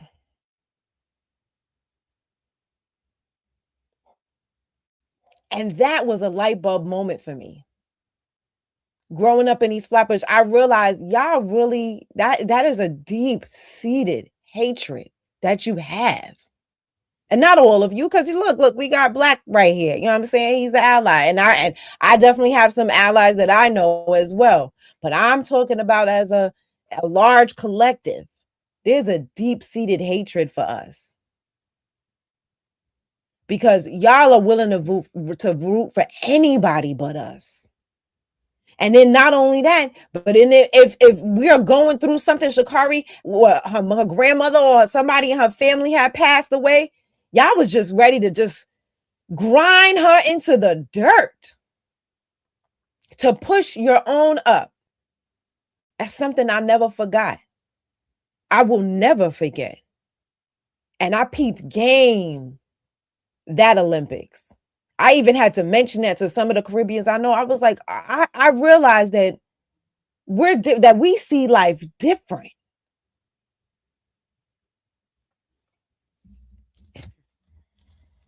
And that brings me to my last point is when OG Tab was sitting there talking about, you know, how we help everybody. Yeah, you know, you ever had that friend and, you know, it's like a frenemy. That friend who you think is your friend, you cool, you want to help them, you want to see the best for them, but they secretly in their heart have jealousy, envy, and want to see nothing but just want to see you fail. This has been our relationship with a lot of Afro immigrants. A lot of immigrants, period. Well, the rest of the immigrants, they don't even pretend. But the Afro immigrants pretend. That's why they're frenemies. They pretend to be your friend. But because you help them, because you open their house and they see, you know what I'm saying? That's the friend who comes over to your house and they see that you got Nintendo, but they don't. They see that you got bikes, but they don't. They see that you got the scooter, but they don't. They see that you got the I'm about to tell my age again. That you got the the power pad. You remember that? Y'all remember the power pad? The Raider used to run on it. They see that not only do you got that first Super Mario game, but you got the power pad to go with it. Right? Because that was extra. Keisha said, yep. That was extra. And they don't got that. What they do? They come over your house and steal. Act like they don't know what happened to it. Smile in your face, knowing that they stole it. This is what we're experiencing right now. And we see you. We see you. And until you do right by us, everything you touch is gonna fail. Because we loved you.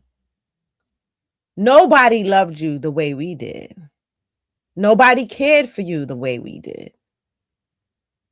And it's over now.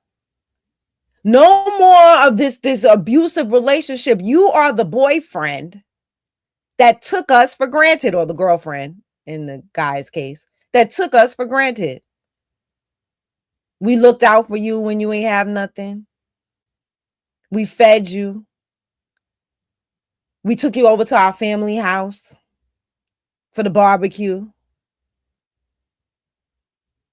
And then you cheated on us and did us dirty and embarrassed us all up and down the street. We're done. And I don't know about the rest of the people, but when I'm in a relationship and I say I'm done, I'm done. Ain't no going back. I don't look, if we're not going to look back lest we turn into a pillar of salt.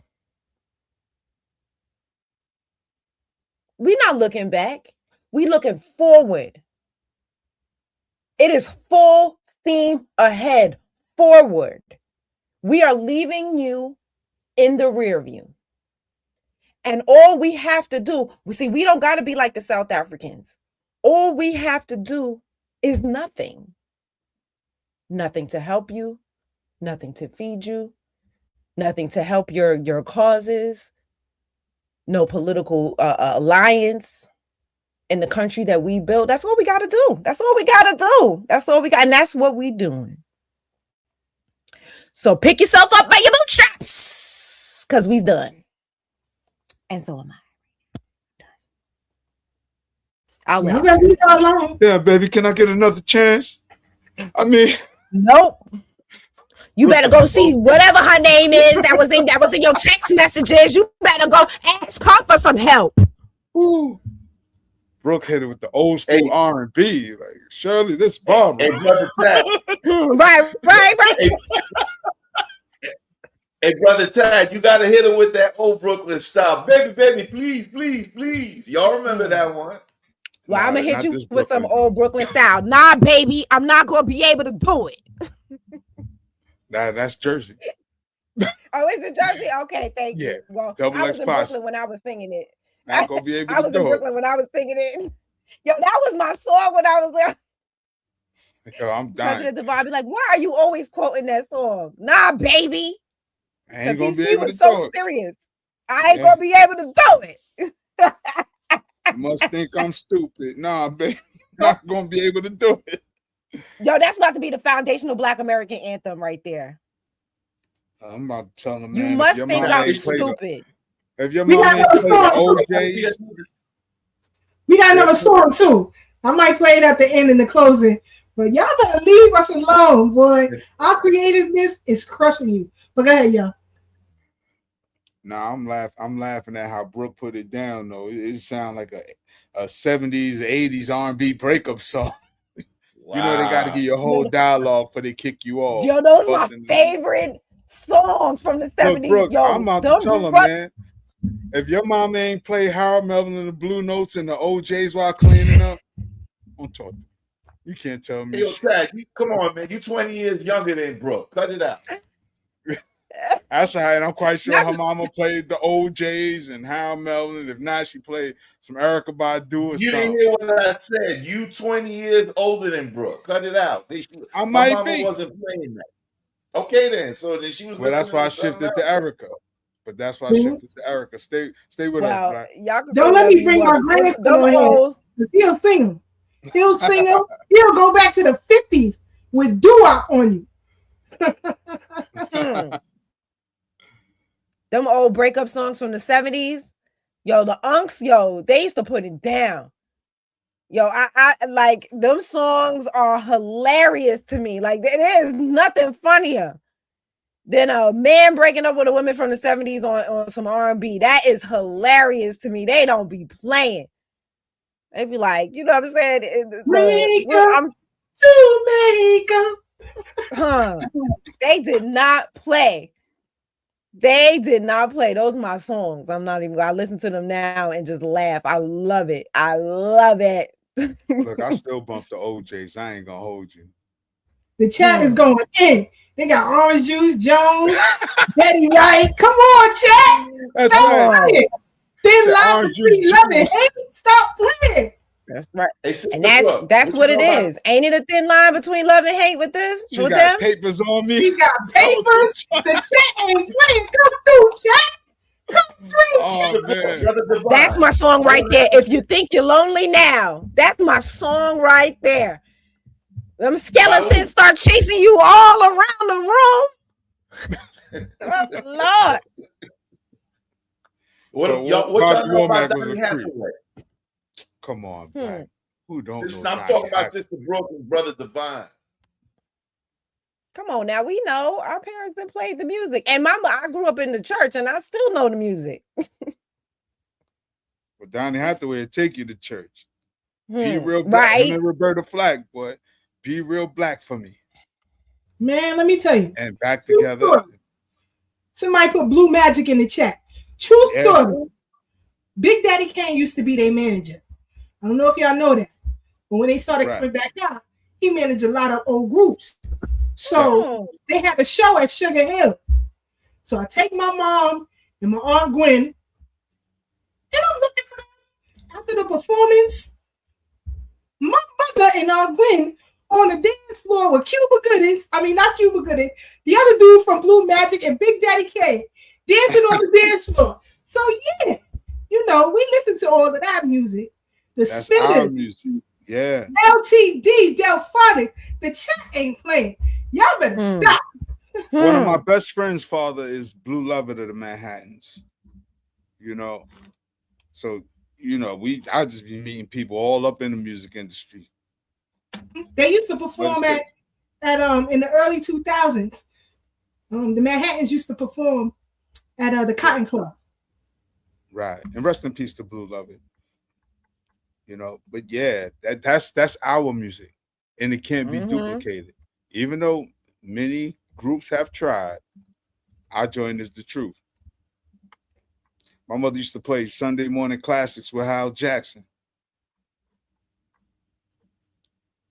D, cooking Sunday dinner, listening to Hal Jackson and Sunday classics. Right, cooking Sunday dinner, 11 in the morning. That's right, Tad. The Shy Light switch. Boy, our chat is bad. Let's clap it up for the chat. Let's clap it up for the chat. I'm going to ask all y'all a question right now. Shout out to What is Macro the Dub. most- That's right. Buster said we don't have no culture. That's right. I'm going to ask y'all one question. What song most represents FBA like as a theme song, if you will, in your opinion? Maybe You got so many. It's hard to pick.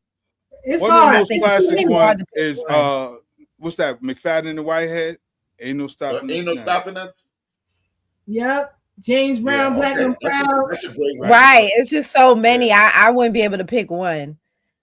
I'm gonna be honest, when it comes to music, I hate those, pick one situations. I'm not a pick one type of person. I want it all. Right. I want it all. I'm not picking one or nothing. Yeah. Like, because then if I say one, then I'm gonna think of another one and another one and another one and another one. Family Reunion, OJ's. That's right. That's the one I was. That's the one I was about to say. Not as I anthem. I can't pick one, but I was definitely about to go with Family Reunion.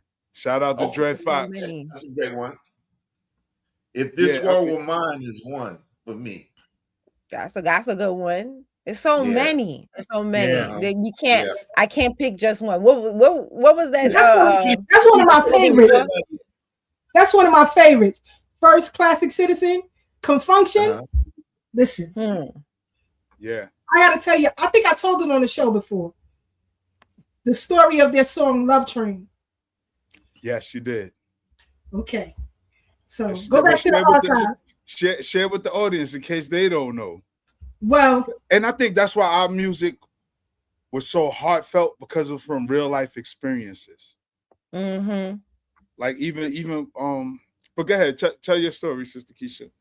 So Confunction has a song called Love Train. And this song is about two of the members of the band dating the same woman. And it's a part of the song where he says, "You said you'll be there if I call." But she couldn't because she was upstairs with the other band member. So she couldn't come downstairs to be with him. That's a fly song. But if you get a chance, go on YouTube or Google it. The story of Confunction's Love Train. But our music is so bad. And nobody could touch us. And you know what's crazy? Because I was having this conversation on Facebook, and we were talking about one of the saddest love songs. And I was talking about the song I Wish It Would Rain by the Temptations, because the writer, Roger Pinsby, had wrote that song because his wife was cheating on him. And even after the song was big, he was still so heartbroken, he deleted himself. So the writer who wrote I Wish It Would Rain, he's one of the writers. I think it was like 3 writers, but he was one of the writers. And he was inspired by finding out his wife was cheating on him. He wrote that song, which is one of the Temptations' biggest hits in their early days, and deleted himself. So a lot of our music was heartfelt from real world experience. That's why our music was called soul music. That's why we called each other soul brother. Our food was soul food. You know what I mean? Because we're so spirited. We're a different kind of people. And people can mock us and imitate us, but you can't be us. It's just what it is. We just born with it. Boy, the chat ain't playing. Y'all on it tonight, chat. That's what I'm doing. I'm reading the chat. The Commodore. Listen. Big Russ. Yeah, the Commodore Zoom is my joint. Yo, let me tell you something. Now, Big Russ and Aunt Marie could confirm this. When Uncle Drew and Aunt Brenda had barbecue, there was only one type of music you was going to listen to from one person. And that was James Brown.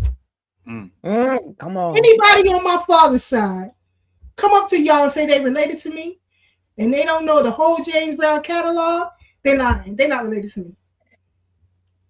No way and no how. And that's how fast his works was too, sis. Real talk.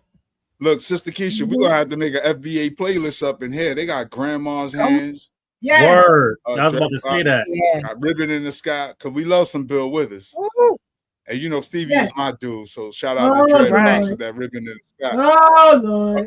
Yeah. Sister Keisha ain't too fond of my man Stevie. I think that's our only point of contention. Oh, I mean, because of what he's turned into. Because he not seeing what's going on. She been ain't rock with Stevie. She be having feelings. She probably felt that it was coming. Williams. That was my man. That was my man wedding song. Because James The Brown Mighty Clouds of Joy. Stop playing. Boy, took it back. Took it back. That's real FBA talk right there. That's real FBA leave us alone. Might as well say RJ Crouch. Sister Keisha, before we leave this show, I don't know if we're going to pivot from that into the end talk, but I want to ask y'all, did y'all know Essence Fest just passed last weekend? And we don't care. Yeah, we ignored it. It should have flopped, and now they're crying. Talk about they want to move it to another city. That ain't gonna work. We are done with you. Done. Move it to Africa. Two more things. Westmore and Andrew Gillum. I'm going to shut my mic down because I'm going to let y'all talk about that one. Yeah, we'll deal with that next week. He's a dope fiend. He's a dope fiend. We got to deal with all of that. And you got to go to Alabama. You going to jail. You going to jail. You're going to jail. Yo, shout out to Macro Dub. Where's Africa's equivalent to Barry White, Freddie Jackson, and Teddy Pendergrass? Don't exist. Hold on. Y'all ain't clap back on Godfrey. What's up with that? We already y'all ain't clap back on Godfrey. Black, where you be at? You don't follow me. I know that's a fact. Did you not I took almost 30 minutes and clap back. I had to do that on my own channel. I took 30 minutes digging in that ass up. That was my way of bringing it up, Sister Keisha. That's all I'm doing. Okay. He got cooked. Okay, all right, okay. I believe you, Black. I believe you.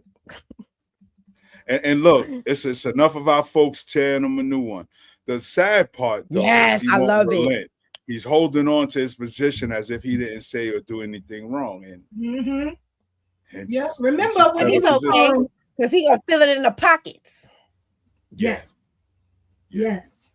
Let's not forget when he was with that what do you call it? What's her name from the UK? Yeah, that same woman who said that she was proud of us for what we was doing for BAFTA because they wasn't doing nothing for BAFTA. Yeah, y'all know I'm quick with it. Come on. Someone who doesn't have the intellectual capacity to even be in the fucking conversation. That's the superficiality. The superficiality is ego. The superficiality is this very fallacious notion that people who have been incentivized to assimilate into the construct of white supremacy have. That, because these are the Black Americans and you're not one, you're automatically better than them. But that's not what really qualifies you. You actually have to go beyond the bar. You actually have to be the one setting the bar, and they're not. So they cope with that by saying dumbass shit because they don't have the capability to actually have these conversations with us when we're having them. Nigerian Black American, so you better be nice and you better pay attention. Go on, Godfrey. Let me tell you something, man. I'm Nigerian American, is what I am. I never say that I'm Black American and foundational Black American, okay? I've always said I was Nigerian American. I've been doing comedy 20-something years, and I've always said I'm Nigerian American. You know the jokes about my dad, talking about he sound like Mufasa. I've been saying this on Comic View, on Comedy Central. I've been saying it, I say it all the time, I'm Nigerian. That's how come you guys know.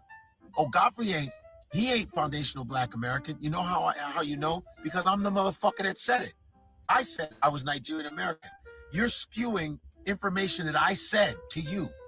Whoever made that one comment said, yo, he needs to stop calling. First of all, you don't tell me what the fuck I need to do, all right? I do whatever the fuck I want. I have every right to this country. My parents came from Nigeria. It was called the Biafra War. It was a war. They came from war. My sister was born in Nigeria, me and my brother born in America, raised in Chicago. You understand? They came for a better life. A lot of immigrants, from Koreans to Arabs to Indians, all kind of the same story, can come to America for a better life. It doesn't mean that they're disconnected from their country. I'm 100% Nigerian, but my nationality is American. I don't claim to be foundational Black American. I'm just Black. Because when the police stop us, they don't give a fuck what we are. All right? They don't go, well, leave her alone. She's foundational Black. Well, leave her alone. That's a Nigerian Black. They don't. Yo, that's one of the oldest tropes. It's nigga to them. And I don't give a fuck what country you're in, whether it's England, whether it's South Africa, I don't give a shit. We've all got some sort of white supremacy that has plagued us. And all this fighting with foundational Black Americans, African, is all foolishness. Caribbean, it's foolishness. It's like hurt people hurt people. Why don't we get and stick our chest out and save the energy for the people oppressing us? But we fight amongst ourselves because we too pussy to address the real motherfuckers doing this. Enough of this. We all in the same family. Oh yeah, we're all from different parts of the world. Fine. But what is it? What is this silliness? It's foolish, and fuck all of you for like telling me what the fuck I am. And Nigerians that say, oh, you're not Nigerian, you're Americanized, fuck you too. Because I'm proud to be Nigerian. I talk about that. I go visit Nigeria. I got relatives all over Nigeria. So fuck you about that. And there's plenty of Nigerian Americans in America and in even a computer London and whatever. We're still Nigerian. You see an Asian person, you automatically call them Asian. They could be born in, well, I was born in Australia. You'll still say they're Asian. You respect that. Of an Italian who don't even speak Italian, 10 generations off, you'll go, oh, the Italian guy. But I'm first generation Nigerian and I gotta fucking struggle with this. This shit is corny. Black on black bullshit from all corners of the fucking earth. Enough. Anti-blackness is real. And how are we gonna have anti-blackness among Black people? That's some corny ass shit. Enough. Grow the fuck up. Your dumbass question. Oh, Godfrey he don't have foundational. You're spewing shit that I've already told you. That's why you know my information. You understand that? And I probably know way more about Black history than most of y'all. Most of y'all learn your Black history from social media. I actually read the books. Francis Cress Welsing, ISIS Papers, Destruction of Black Civilization, Chancellor Williams, Dr. Henry Clark, all of Malcolm X's speeches, Toni Morrison, Zora Neale Hurston. What you want me to do? Stokely Carmichael, What do you want me to do? AKA Kwame Ture, who came to my college. Francis Cress Welsing came to my college. I go see Minister Farrakhan in Savior's Day since I was 18 in Chicago at the Mosque Mariam. I've watched Stokely Carmichael speak. I've watched a lot of different people. So what are you all talking about? Measuring people's blackness. You niggas need to cut that shit out. This is nigga shit. And I don't like to use that word, but we're all doing nigga shit. I don't give a fuck if it's Caribbean, whether it's foolish. We all come from the same cloth. I don't give a damn. We look the same. Okay? We all look the same. If we were all just quiet, people would be like, there's a bunch of Black people there. Enough is enough, man. Fuck out of here. Go ahead, Brother Divine. Welcome. Yo, this is my first time seeing this. I didn't even understand what y'all was talking about when y'all said the lady from BAFTA. I was like, I haven't seen this video. Yo, man, I don't even like going this hard, but like, yo, Godfrey is pussy. Like, and let me just be flat out, like, just come straight out with it. Because I can't stand these pussy ass motherfuckers like Godfrey that think he's done enough good cosplaying that he could pass all the scrutiny. That's what's really going on. He's upset. He's triggered that all that he's done to fit in still ain't enough. And so they do this, man, they do this bullshit that he's doing in there. And even man, like what we said about that segment from his bullshit ass podcast when he was with those other Nigerians all together. And this is the fake shit that they do that we put a stop to, full stop, and we ain't going back. We're not allowing you to gaslight us into submission. Because look, it was a Nigerian from Los Angeles, a Nigerian from Chicago, and a Nigerian from the UK. But they all got on code to be anti-foundational Black American. That's the only time they agree. I don't know where that woman was from that's with him. I know she was the one that said about BAFTA. Britain. No, I know that, but I don't know where from Africa. Oh, she's Jamaican. Oh, she's yeah, Jamaican. she's Jamaican. Okay, so she's Jamaican. Good. So again, it was all good just a week ago. Her Jamaican ass was praising foundational Black Americans for bringing the same smoke that we bring in the Godfrey for the same type of disrespect to that white man in the UK. See, it's all good when we're calling out white folks for doing what Godfrey and them do. But the minute they are melanated white supremacy, now all of a sudden we got to give, again, it's going right back to what I said. There's no more melanin passes. They're gone. I don't give a shit who you spoke to, who you talked to in Chicago. To paraphrase our foundational Black American brother, K. Dot. One, you not like us, but you can't run to Atlanta to try to get the street cred no more. You can't run to the minister. He can't even give it to you if he wanted to, because he ain't one of us. I don't give a shit what you read. I don't give a shit if they came to your college every day and sat in your dorm room on your crusty ass bed. You had to read it. Our families lived it. We ain't never gonna be the same. I don't care how many of your Nigerian brothers and sisters on the continent don't accept you. That does not give you free reign to bogard and move furniture around in our motherfucker. You don't get to move shit around in our house because they don't accept you in your house or their house.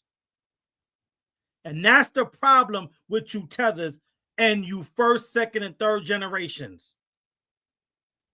You take the trauma of you not being accepted by your people and you try to project that onto us and make us support and identify with you and accept you into our house as one of us.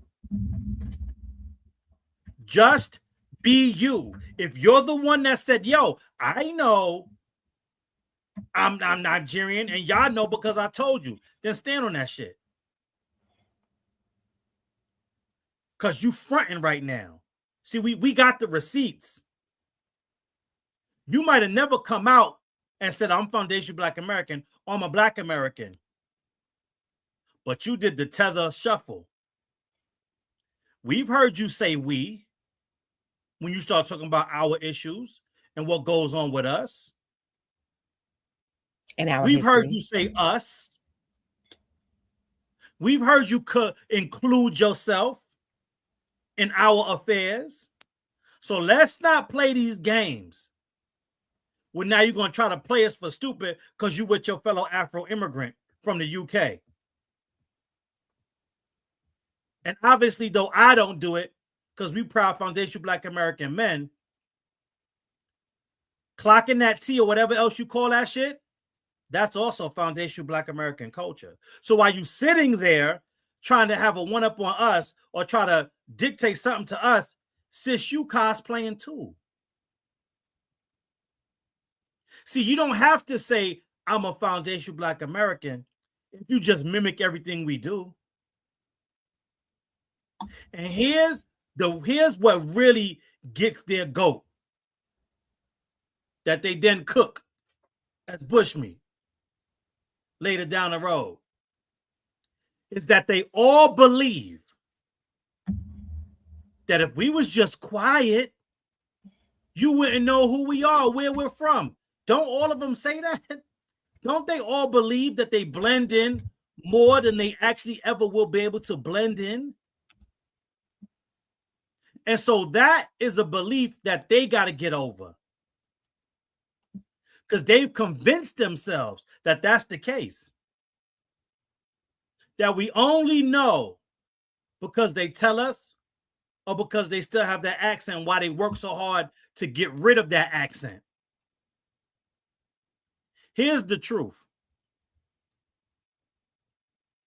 You could not utter one musty ass word. And at the end of the day, the only person that you will be lying to, which should be the most important person, is yourself. Because even without any words being spoken, you know who you are. Mm-hmm. You know where you're from. And you know what is your ancestral homeland. And for the simple fact that you take pride in and you choose to stand on the fact that if I just stay quiet, we would be able to fool everybody and finally be you. See, because there is no universal identity between me and you. So what you're really saying is, it's not that everybody would think that we're the same. Since we're the standard, what you're really saying is if I don't say nothing, I don't tell nobody, hopefully I can get mistaken for you. And for the simple fact that that's your ultimate goal, that's your ancestors' wildest dream, shows you why we're not the same and we will never be the same. And so you can get as mad as you want. It ain't stopping. The regulating ain't going nowhere. It's only going to get turned up from here. So you can get mad. You can get as many as y'all tethers together so that y'all could co-sign each other and clock the T and do everything else that we do, thinking you read somebody, which is also foundation. Everything you doing is us. And you're going to have to live with that and sit with that and stew with that because we just going to do what we do. And what's sad, I'm going to land on this, is that you doing what you do is trying your best to do what we do. And I land there. Y'all better stop playing with us. Leave people alone. I'm about to say, sis, you got to drop a bomb to that. Ooh, child. You all right, bro? No. She said no. Same with that video out. People have it was my Original Blood. Let me know. Godfrey was born in Nebraska. You see how he made that very clear? He said, I was born in the United States and I was raised in Chicago because he was born in Nebraska. I just wanted to point that out. Okay. And then when he was saying, I just want to remind people that Gina Yashiri, she said in one of her stand-up routines that when she gets pulled over, she pulls out her accent. So that whole story of, oh, they don't know the difference between you and I. And we already played. How many times have we played the video of the lady in the Metro PCS when she was like, "Men out Black American. Don't kill me." She made sure to put her accent on super thick. So even if you think that we look alike, y'all make sure to put your accents on to make sure that nobody knows that we are alike.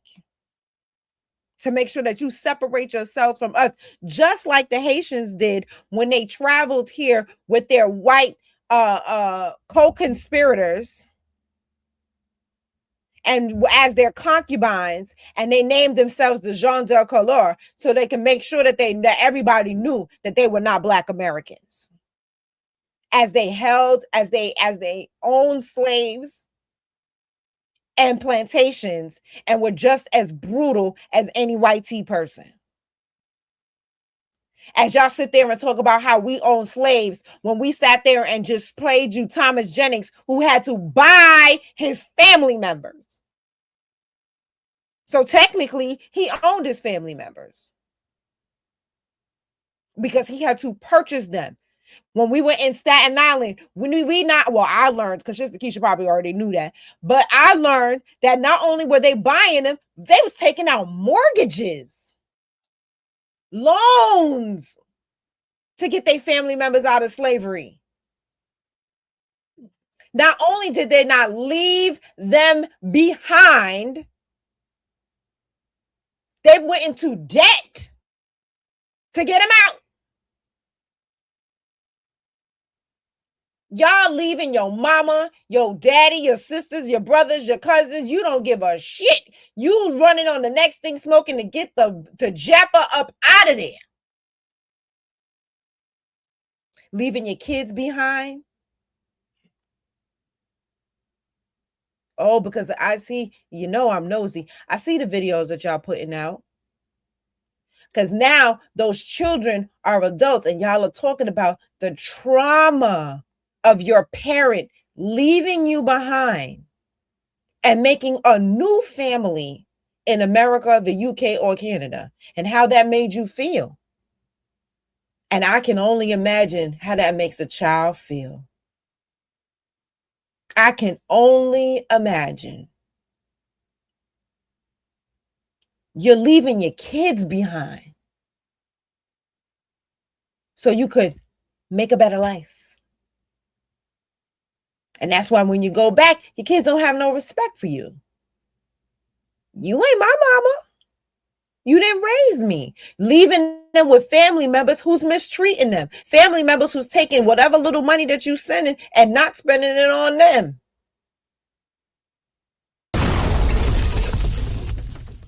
We not doing that. We didn't do that. We went into debt to get them family members out. Harriet Tubman risked her freedom to get her family members out. I was just, oh man, I can't think of the book that I was or the documentary that this book was on, or yeah, I said it right. But there was this one guy and he was enslaved. But his enslaver was not like a brutal enslaver, right? He was one that was in a decent position. But what did he do with his time? He would run boats up and down to take people who were in brutal, rather than running himself, because he could have ran at any time.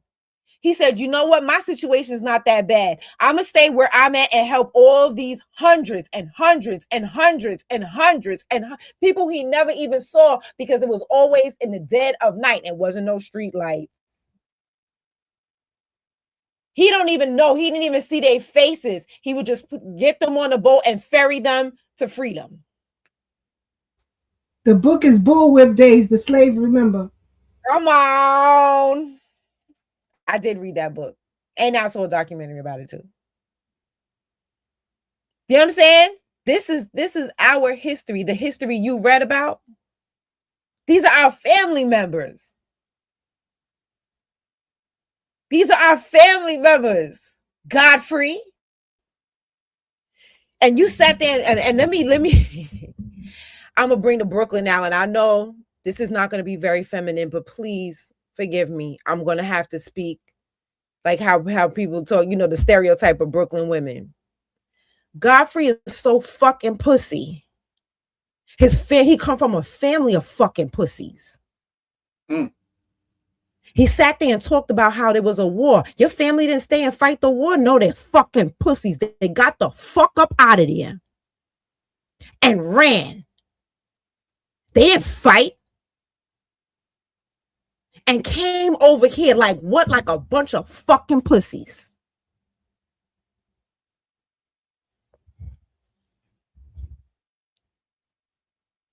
And you want to talk about black on black? What about the fucking war that was going on? That your pussy ass parents could not participate in. They was like, oh, hell no, I'm not fighting for shit. Let me get the fuck up out of here. You want to talk about pussy? Your bloodline is pussy, nigga.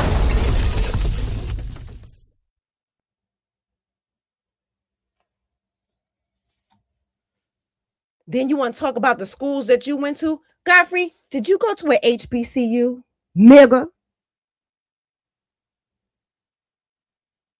You know, the schools that we built, nigga?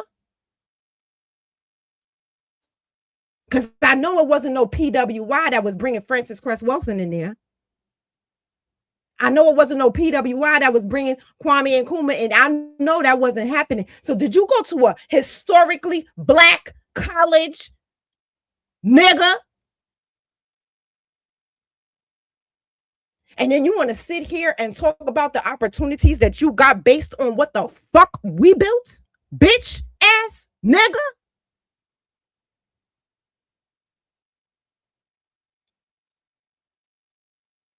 Who made those opportunities for you, pussy nigga?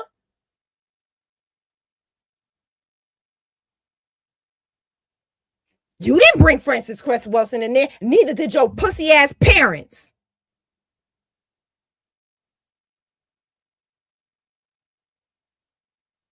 You went along with the ride because we brought her in there to help our own. You just so happened to be there. Why did you so happen to be there? Because your pussy ass parents couldn't fight the war in their fucking homeland.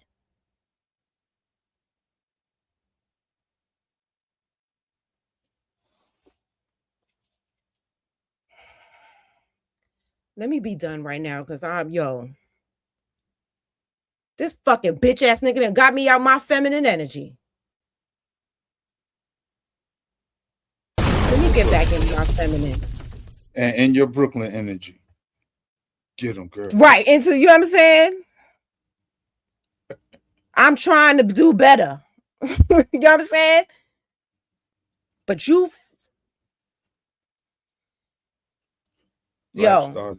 Blacksmith started it. Black, why you bring up Godfrey, man? Got our sister. Always doing something. He always doing something. All black fault. The Bronx started off talking about y'all wasn't gonna talk about it. Here we are 20 minutes later. And you brought him up. You brought him up. He was off of Godfrey. We was off on something else. It ain't my fault right now. I thought I had said all I had to say. No, I got more. I thought I said all I had to say in that 30-minute rant I had. No, little did I know I had some more inside. The hell? Oh gosh. For real. Yes, nigga, don't fucking. Sister Keisha, I gotta take my apology back based on what you said that started this. See, me? See, the Bronx always, they can't stand alone. That you already clapped back, and now here we are, half hour later. You brought it up, though. Right. Sister Brooke is a pit bull in a skirt, like Eve. You goddamn right. She gonna get you. Or is she Laura Hill that's Haitian? You I'm loving it. Talking about she on whatever platform, TikTok, talking about Laura Hill is Haitian. When? Well, her eyebrows looking like that. Ma'am, fix your eyebrows first. Crazy work. But we got 2 more videos to play, then we're going to get the people up out of here. Everybody's going home. A 30-year-old Russian scientist at Harvard Medical School has been detained by Immigration and Customs Enforcement since February. Her detention occurred when she was returning to Boston from a trip to France. She brought back frog embryo samples for her lab, and the government says she knowingly broke the law in failing to properly declare them. Petrova's attorney says it was a misunderstanding. A typical customs violation results in a fine, but Petrova had her visa revoked, was detained, and flagged for deportation. She's been a vocal critic of the Russian government and its actions in Ukraine and fears persecution if deported there. Her case has raised concerns among academics and international scientists about the treatment of foreign researchers in the U.S. under the Trump administration. She sounded like one of the Haitians. Oh, excuse me, sir. What country are you from? From Republic of Georgia. How did you get here? Don't answer his question. You don't know how you got here? What's your reaction to ICE detaining you now? We can contact to let them know what's happened. Get him out of here. What's your reaction to being detained? Get him out of here. Get him out of here. Excuse me, sir. What country are you from? How'd you get here? Get Get him out of here. Sir, what country are you from? Okay, country. Georgia. Where? Georgia. Georgia. How'd you get here? Get him out of here. What's your reaction to being detained now? I'm sorry. Guys,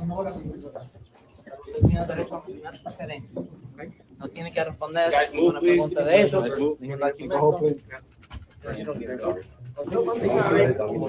Everybody getting up out of here.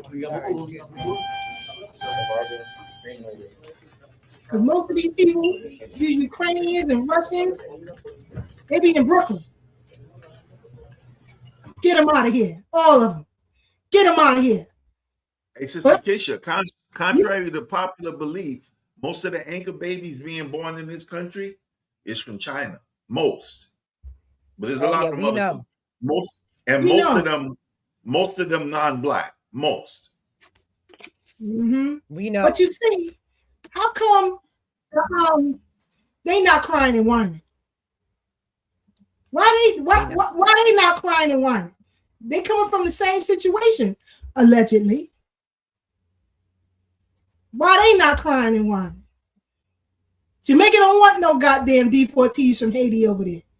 Come on. To the United States Embassy and find out that the people are coming out with your country. The government lied to us. That is an act of treason, untrue, murder, boldness. And the government must resign. Sit down, treason. Amen. But you don't hear the pan goofies saying they divisive. Huh?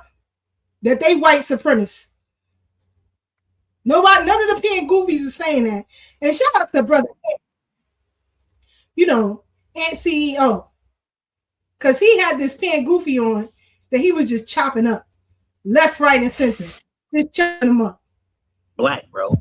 Black came up in 1988. 1998. Is it Jamaican? 1988. Pause. He said black came out in 1988. What? Now, all of us, Tad, Brooke, Devon, and myself, have done our family lineage. How far back could we go? We saw the word black. Man, the 1700s.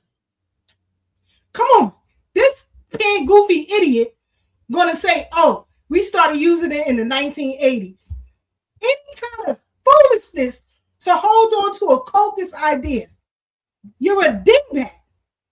And my young brother and CEO chopped him to pieces. Bro, 1980. Be quiet. Stop You're babbling. claiming history that You act like a woman. You too old for that. You act like a woman.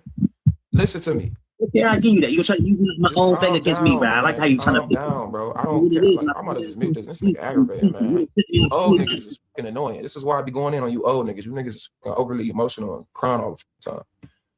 Do you use that logic with Jamaicans, dude? So if you saying that a black American is African, why is it, and we can't classify ourselves as our own lineage and ethnic group? Why is this logic not applied to Jamaicans or Caribbeans or anybody else? Why do you have We can't hear you. We can't hear you. The question is, why do you have so much self-hate? That's the question, bro. Why do you have so much self-hate? I don't have no self-hate. How do I have? I don't got no self-hate. I'm black. I'm not African. You sound like a fool, bro. You sound insane. You just going off. You just going off the rails now. You just making your personal opinions. I'm gonna let you just be an old nigga. I'm gonna make your generation look bad. I'm gonna let your old look bad. Go ahead. 100 years is how old you are. We the oldest people on planet Earth. You're not making sense. Not making sense. That don't make sense. We the oldest people on Earth, bro. Make that make sense. You only went back 100 years to say you. Oh, I'm black. The term black came in 1988. So that's the history you claiming, bro. Just the rest of the lineage, to hell with them, because you don't like where they from or where they might represent. Because you were talking to Africa. You finished, man. You finished? Yes, sir. All right, great. So now that you're done with your period explanation, let's get down to back to what we're speaking of. So a Jamaican person, what lineage are they allowed to claim? Because I don't know why this logic is not applied with anybody that's from Jamaica or Brazil or anywhere else. So why is the logic is not applied to them? Well, what's the question you asking me, bro? Help me understand. Well, when it comes to being a so-called African, like do you have the same energy when you talk to Jamaicans who claim Jamaica or talk to Trinidadians who claim Trinidad? Okay, can I answer? Yes, because check Yes, the reason why I say that, bro, because when the slave ship came and we got on that slave ship, do you think that when we got off that slave ship, like, oh, this one tribe right here stopping Dominican Republic, this one tribe right here stopping Brazil, this one tribe right here? No, some of our cousins got off in Puerto Rico, some of our cousins got off in Jamaica, some of our cousins got off in Haiti. Bro, we ain't all stopping the same time. The same people we're hating. The same people we're hating. And like they might be definitely related to us. We just don't know it, bro. I ain't saying that everybody's for us. I'm all for everybody. No, I fuck with who fuck with me. So I ain't no. I don't hate the African part of me. I don't hate the black part of me or nothing, bro. That's all I'm trying to say, man. I just don't get that. I feel like that. If like just check me out. Border Patrol. If you look at Border Patrol, bro, it's like what 80% Mexicans. Those Mexicans keeping Mexicans out of Mexico. That don't have nothing to do with the conversation. I don't really care about that. So let's go back to the notion that you mentioned about the slave trade. Even when talking about the slave trade, everybody that's a Black American don't come off no boat, bro. I get that, but you gotta acknowledge what I said. Hold on. Everything don't have to be a long-winded. Everybody that's a Black American don't come off no boat. You do realize that there were indigenous people here in America, correct? Before 1619. And you realize that those people mixed in with a small percentage of the slaves who came over here, correct? A Jamaican is black, bro. Black came up in 1988. 1990. Answer the question. All they do is ramble and babble. And never answer the question. Never answer the question. Shout out to Ant CEO. I know you're gonna be in a New Hidden Colors film. So but this is crazy. This is crazy. You know, but I wanted to go back to something before we close, because immigration policy increased in the 1980s. And it was Immigration Bill S-358. Let's go to the 1990s. Do you know which president pushed that bill through? Go ahead, Brother Divine. Wasn't that Reagan? No, 1990. Oh, in the 90s. I thought you meant 80s. I didn't hit a year. So was that Clinton? No. Oh. It was actually Herbert Walker Bush. And in that bill, it's called the Immigration Act of 1990. It became law in November of 1990. And what that bill did was increase the overall number of legal immigrants allowed in the U.S. to about 700,000. Also prioritize keeping immediate family members together. It prioritized giving them work visas. The H-1B, yeah, that came out of that. But you see, a lot of these Republican politicians at that time had Baba Louie housekeepers who they was messing around with and had children with. Okay? That's why I say you got the whole picture. Check this out. Yep. I am pleased to sign S-358, the Immigration Act of 1990. It is the most comprehensive reform of our immigration laws in 66 years. And nearly all Americans have ancestors who braved the oceans, liberty-loving risk-takers in search of an ideal. The largest voluntary migrations in recorded history. Across the Pacific, across the Atlantic, they came from every point on the compass, many passing beneath the Statue of Liberty with fear and vision, sorrow and adventure, fleeing tyranny or terror, seeking haven, and all seeking hope. And now we stand again before an open door, a door into tomorrow.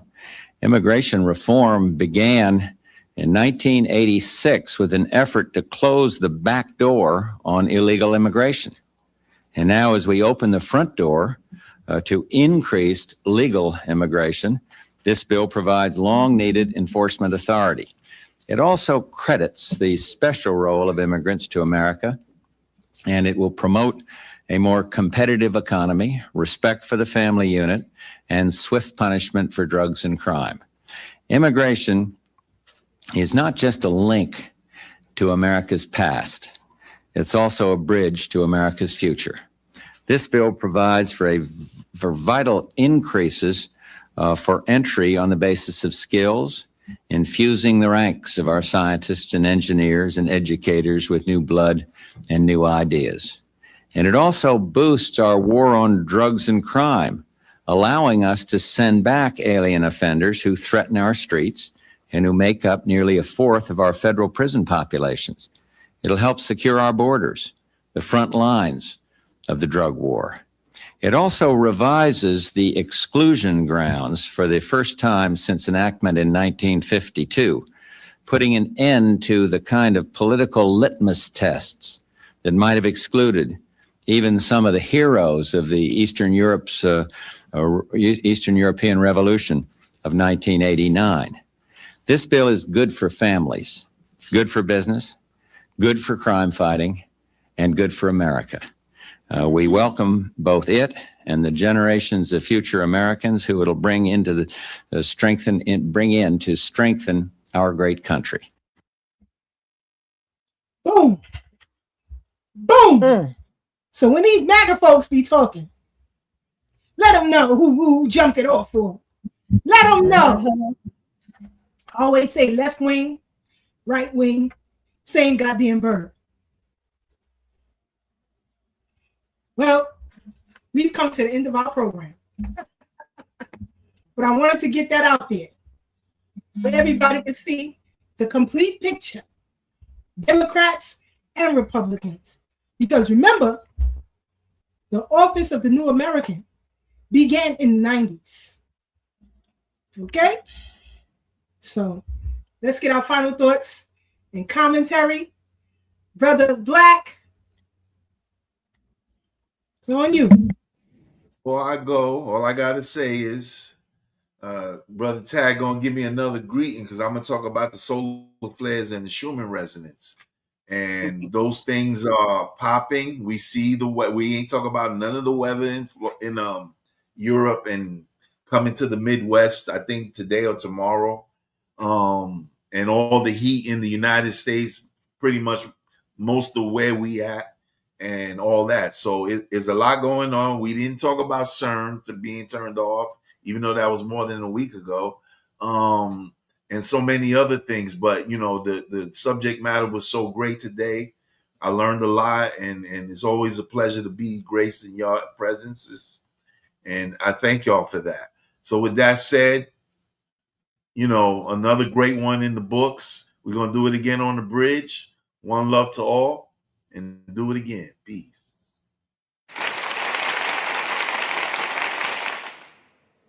And just for some record, want to know why you have to pay 20% on your insurance, where the insurance pays 80% and you have to pay 20%? For those who don't know, that was for us, because they were hoping that if we didn't have health insurance, that we would die off. But we still here. So next week, remind me to tell y'all the details. I got a video for y'all. Say, Keisha, play that video about health insurance. All right? Remind me next week. Sister Breuck, your final thoughts and commentary. Well, I think I said a lot. I don't really have much left. I didn't put it all on the line. Oh, you got something to say? Where we gonna get them shirts? And Black ain't saying that either. Okay. Yes. Make sure somebody's matter of fact, Debo was just asking me about the shirt. Go to evenmelanin.com. I got these shirts for y'all because y'all was asking me about it. I wasn't even thinking about selling them. I'm not gonna lie, but I designed the shirt for myself for the Juneteenth that just passed, and I had it on for our event that we went to in Roy Wilkins Park. Me and President Devine and Auntie Loretta, and so y'all was just asking me about it. So, I got that available. I was able to find some nice quality cotton. That's what I wanted to make sure. I got some quality cotton pre-shrunk t-shirts, and just go to evenmelanin.com and the t-shirts are there. And I also put selling the nail decals that are there as well. Right. And so you can get them in you know, different colors. I got it in navy blue. So in the blue ones, it's reversed. The red will be on top of the shirt, and then the shirt. There you go. Right. So it's navy blue and royal blue. I got them in men and women. Yeah. Beautiful. And thank you so much. And then I also have the nail decals, which I'm giving my fingers a little break right now, but I have my nails back on soon. But yeah, I got the nail decals in case you want to represent on your nails. You know, the nail decals are only like $5, you know what I mean? And you get a whole lot of different little stickers to put on your nails. It's the American flag, the Black American Heritage crest, the Juneteenth flag, FBA, the Black Power fist. Those are all on the nail decals. And so you can get a whole bunch of them for just $5, you know what I mean? And so, yeah, that's it. And make sure y'all, most of y'all are here on my channel already, but follow my new channel. It's BREUCKS on YouTube, and follow me on all my social medias, and Breuck.evenmelanin on Instagram, Breuck.evenmelanin on TikTok, Breuck on X on Twitter, Breuck on Facebook. I'm starting a Kick channel. I got a Kick channel. It's Breuck on Kick. The Kick channel is going to be, we're going to watch documentaries together, because I realize I see a lot of like obscure documentaries, and I really want to start sharing them with the family. And that's really like the only way that you can watch copyrighted material and not get in trouble, and we can all watch it together.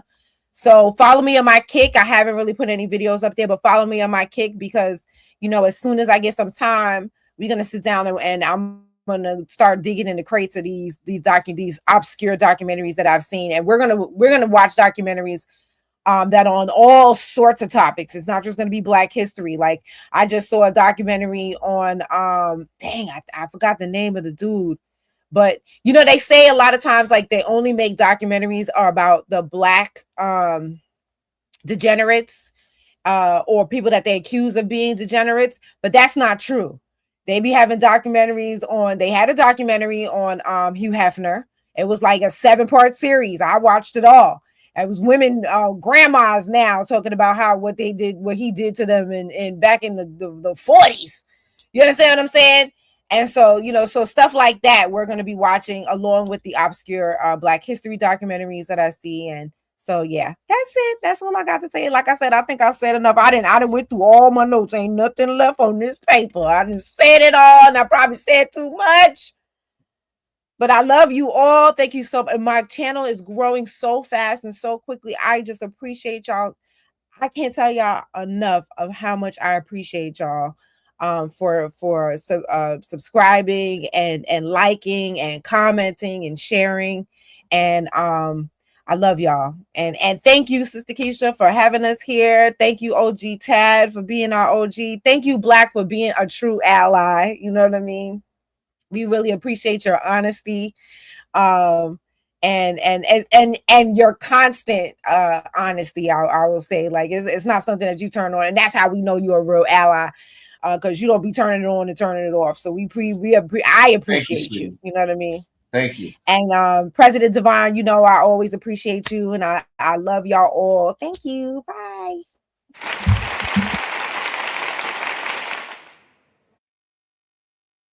This is Brother Black's blog. Y'all can click the link in our description if you want to follow it and check out some of the things he's writing. And if you want the shirts, FBA versus everybody, then hit him up on Facebook under Basil Medina. Brother Divine, your final thoughts and commentary. Oh man. So just first thing first, everybody talking about shirts. Somebody asked, and I think it's Rhonda. So I had this shirt made, but if you do want it, I don't make shirts yet. I think we had talked about that, me and Sister Breuck possibly doing something, but yeah, reach out to me. I'm Black American Proverb on TikTok. You can hit me up and I can see about connecting you to get the shirt that I have on right now. So yeah, I think you said hold on, sorry. You said you had it made? Yeah. You made that yourself? No, I didn't. No, someone made it for me. I could get to the. But it was your design. Yeah, well, not my design, it was just my idea. Okay, so, yeah, so we'll be selling those shirts on Even Melanin in a little bit. We're gonna get President Divine all together. Don't worry about it. Give us about 2 weeks. We'll have that shirt. I'm pushing for it. Don't worry about it. Don't listen to him. We'll have it ready for you. Okay, don't worry. I love my sister, bro. Hey, Brother Divine, you gonna let her talk to you like that, man? Come on now. Yeah. She yes, right he there. is. Yes, he is. That's right. I just want to make sure it was his mind. Don't worry, we got it. We will do it. No problem. Don't redirect the funds. So yeah, getting back to what she was talking about with the documentaries, I just saw a documentary, and it's kind of ties in, even though it's a little bit off, on Josiah Henson. And so the name of the documentary was talking about his tie to the term, because of who he was and how he was. And, it's a nuanced, as most of our history is. He was, installed as an overseer. And so it is said, and it is theorized, that he was one of the inspirations for the book, Uncle Tom's Cabin, because his story was so well known. But I'm bringing that up because, like most of our history, especially when it gets into the hands of outsiders, foreigners, and tethers, when you look at Uncle Tom's Cabin, and obviously looking at Josiah, like I said, who was a very nuanced character, but we understand that when people from the outside either take what they think they know, or they translate our history into their understanding because they're not us, like we saw with Godfrey, you get these narratives that are not true, where we think that Uncle Tom is or should be the name of somebody that is a sellout, when Uncle Tom was actually a protector of those in the book. The real sellout and the person that we need to be denigrating and labeling anybody as, if we're going to do any of the labeling, is Sambo. Right. And so that, for me, after seeing that, watching that documentary and getting his story and finding out that he is the ancestor of most of the famous Hensons that we know, right? So when we think about Taraji P. Henson, that's her ancestor. The great explorer Henson, Matt Henson, that's her, that's his. Matthew Henson, that's his ancestor. And so I'm bringing it up to say Godfrey is just a symptom of what ails us and what has been ailing us for so long, because of Pan-Africanism and the concept of blanket blackness or global unity based on melanin. And so this foundational Black American Renaissance is moving us away from all those things that when we were children, we spoke as children. But now that we're growing and becoming grown, we're putting away childish things. And so understand that there's always going to be a subset of us, or a subset of those that benefited from that immaturity, that are going to throw their tantrums to drag us back down to that place. See, because one of the things that he said that was most profound, now that I get a chance to think and get out of my anger that I was in earlier, is that, and I've said this before, when tethers and foreigners use the N-word, they're using it much like the white supremacists use it. They hide behind their melanin and makes us look like they're using the N-word the same way we use it when we're talking to each other, but they don't use it in that way. As you can see, he was labeling us checking him as N-word shit. To say us checking him is ignorance. Us checking him are things that we should not do because it does not serve our community. But it's just like we talked about before, that he's crowbarring himself in. And so though it helps us to delineate, once you add him in it, it no longer serves all of us, because he's part of the group that now becomes ours that it doesn't serve. And so because he's coming from his standpoint, if it doesn't serve him, then it doesn't serve us. Does that make sense? Did that come out right? Yep. And so that is the way in which they tether onto our us, make them a part of the us, and then can say, well, it doesn't serve all of us, so it doesn't serve none of us. And that's how diabolical they are.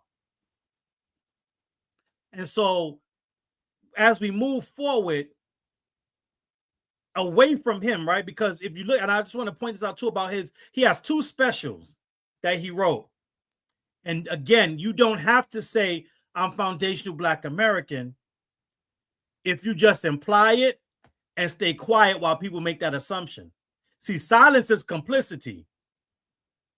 See, one of his earlier specials was Black by Mistake. And then the one right after that is called Regular Black. And so this is how they use these terms Black and African American to crowbar themselves in, denigrate it as a person just criticizing the culture when they know it means us, but then also use it to benefit when it's something that they can get from the collective. And these are very dangerous people, because what they understand that we're just only now coming to understand is that they've never been united based on melanin. In fact, they've never even had a desire to be unified based on melanin. And so the more these people speak and expose themselves, we start to see that all these conspiracy theories, right? Not conspiracy theories, that's the wrong word. All of these urban legends and myths that we have floating around our community, we're starting to see that they were never true. Right? When they say that trope of if we get pulled over, they're not going to care. But then we let them talk long enough, and Gina Yashir tells us that when she gets pulled over, she puts on that British accent. All of a sudden, she's less dangerous, right? There was another brother. I don't know where he's actually have it saved on my phone. I wish I would have sent it to you so we could see it. It was a Haitian brother talking to a group of kids or young adults. And he was telling them that he got stopped by the cops. And a cop looked at his name and said, "Oh, Pierre, are you Haitian? Oh, don't worry about it, you good." And so the dirty little secret in this Pan-African cabal and religion and mental state is that white supremacy has never treated Afro immigrants the same way it treats foundational Black Americans. Never, never, ever. And that's really the discrepancy we're seeing when we look at the measurable data that they love to throw back in our face to say, look at how successful I am. And that's kind of what they tried to do. I was in the space with a shout out to my brother Dan and the Young Lion and CEO. We were just in the space last night on TikTok. And he painted himself as an ally. Another David Oyelowo, or however you say his name. He was a tether that fled Nigeria to the UK. And he came into the space talking about he was a ally. And the first thing he did was come in there and start shitting on the Jamaicans in the UK. And talking about how much better than them he was. And how they're above them in every measurable metric. And how they outdo them and outclass them in education and in money. And in influence. And when an actual Afro-Jamaican immigrant to the UK came on the stage and brought the receipts and the facts and the data to refute everything he said, that Nigerian tether to the UK, his next line was, well, compare Nigerian Americans to foundational Black Americans. This is what they believe or try to convince us that we can unite with and we can pan-Africanize around. people that have a healthy disdain for us that's now just becoming public when they spoke about this in private forever. We just weren't privy to those conversations. Now we are, again, knowing better and doing better. And so as we navigate these waters, I'm coming to a close now. I want us to understand that we just need to stand on our square. Brother Dan and the Young Lion NCO, they already have helped out Sister Breuck, but at the same time, extended that same help to me and others in the space, saying, look, we've had some success on YouTube and on these socials. We've learned how to monetize it. Whoever's serious, hit me up. You got people that are on the internet, of our lineage or not, that charge for that type of specialized knowledge. And this foundational Black American Renaissance has us giving the game to each other for free, supporting each other in ways that we haven't done so in the past or in a really long time, to help us all win. And that's powerful when you think about where we've been, who we've been trying to unite with, and how we've been coming up short every time, but now we're moving at light speed. Here's what's crazy. I think it was Eric Foner. I think I'm getting the name right. He wrote the book. I think it was the second Reconstruction or something like that, or third. I'm all messed up. But either way, what he said was, after emancipation, during Reconstruction, it is estimated that in the first 7 years, our people made an equivalent of up to 100 years of progress. Just in that Reconstruction era alone, the first 7 years. And we just highlighted through some of the videos what we did in just 15 years. We had a descendant of the formerly enslaved with his signature on the money of one of the most powerful countries in the world. 15 years. This is before those African countries had names and identities. So don't let anybody get you off your square. Because this square that we on, and the square that we've always stood 10 toes on, has always been one of the most powerful, if not the most powerful square you could ever be on. Anybody, anywhere. And so in closing, I know we talked about some songs and people talk about soundtracks and stuff like that. I just want the rest of Africa's diaspora to understand that, in the words of our great warrior sister, even though Brother Black was trying to start some gender war stuff that we don't do over here, in the words of Nina Simone, foundational Black Americans have always been souls whose intentions were good. But Lord, as we continue this delineation movement, please don't let us be misunderstood. And what's understood need not be explained. And I'll land there.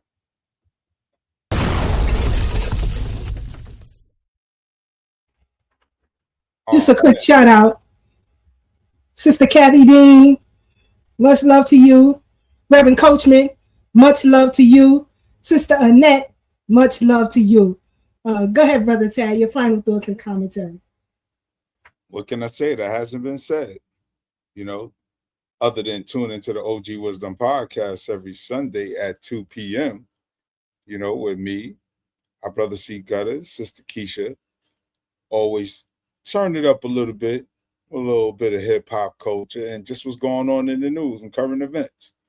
But hopefully you're inspired by something you heard here tonight. Say it again, Sister Breuck. I said I'll be in the chat. That's right. But hopefully you were inspired by something you heard here tonight. It's your turn to go out and inspire others. So y'all stay up, stay blessed, and stay true. And remember, there's always better days ahead. Sister Keisha. Well, the team said it all.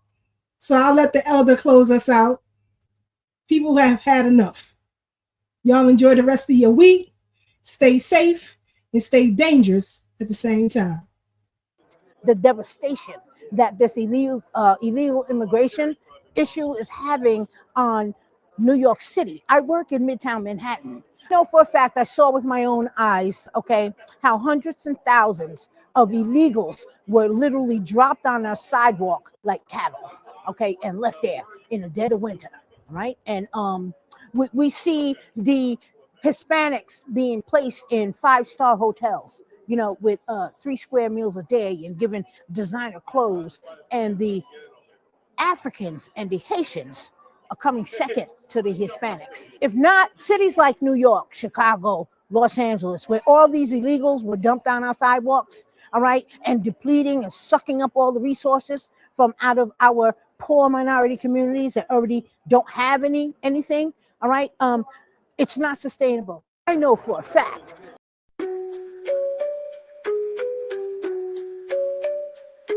On the Brooklyn Bridge tonight, voices strong, knowledge tight. Thorough black talk in the air, changing minds, changing flair. From brother Tad to sister K, warriors got things to say. Sister Marcy brings the heat, brother Blacksmith keeps the beat. Revolutionary waves, they fly underneath the open sky. Every word's a call to fight. Tune in, feel the ancestral light. Thursday nights the world will see Black Power media on the spree. Facebook, YouTube all aligned, breaking free from every bind. Social talk and politics, every voice breaks through the matrix. Commentary raw and true, for the many, not the few. Revolutionary waves, they fly underneath the open sky. Every word's a call to fight. Tune in, feel the ancestral light.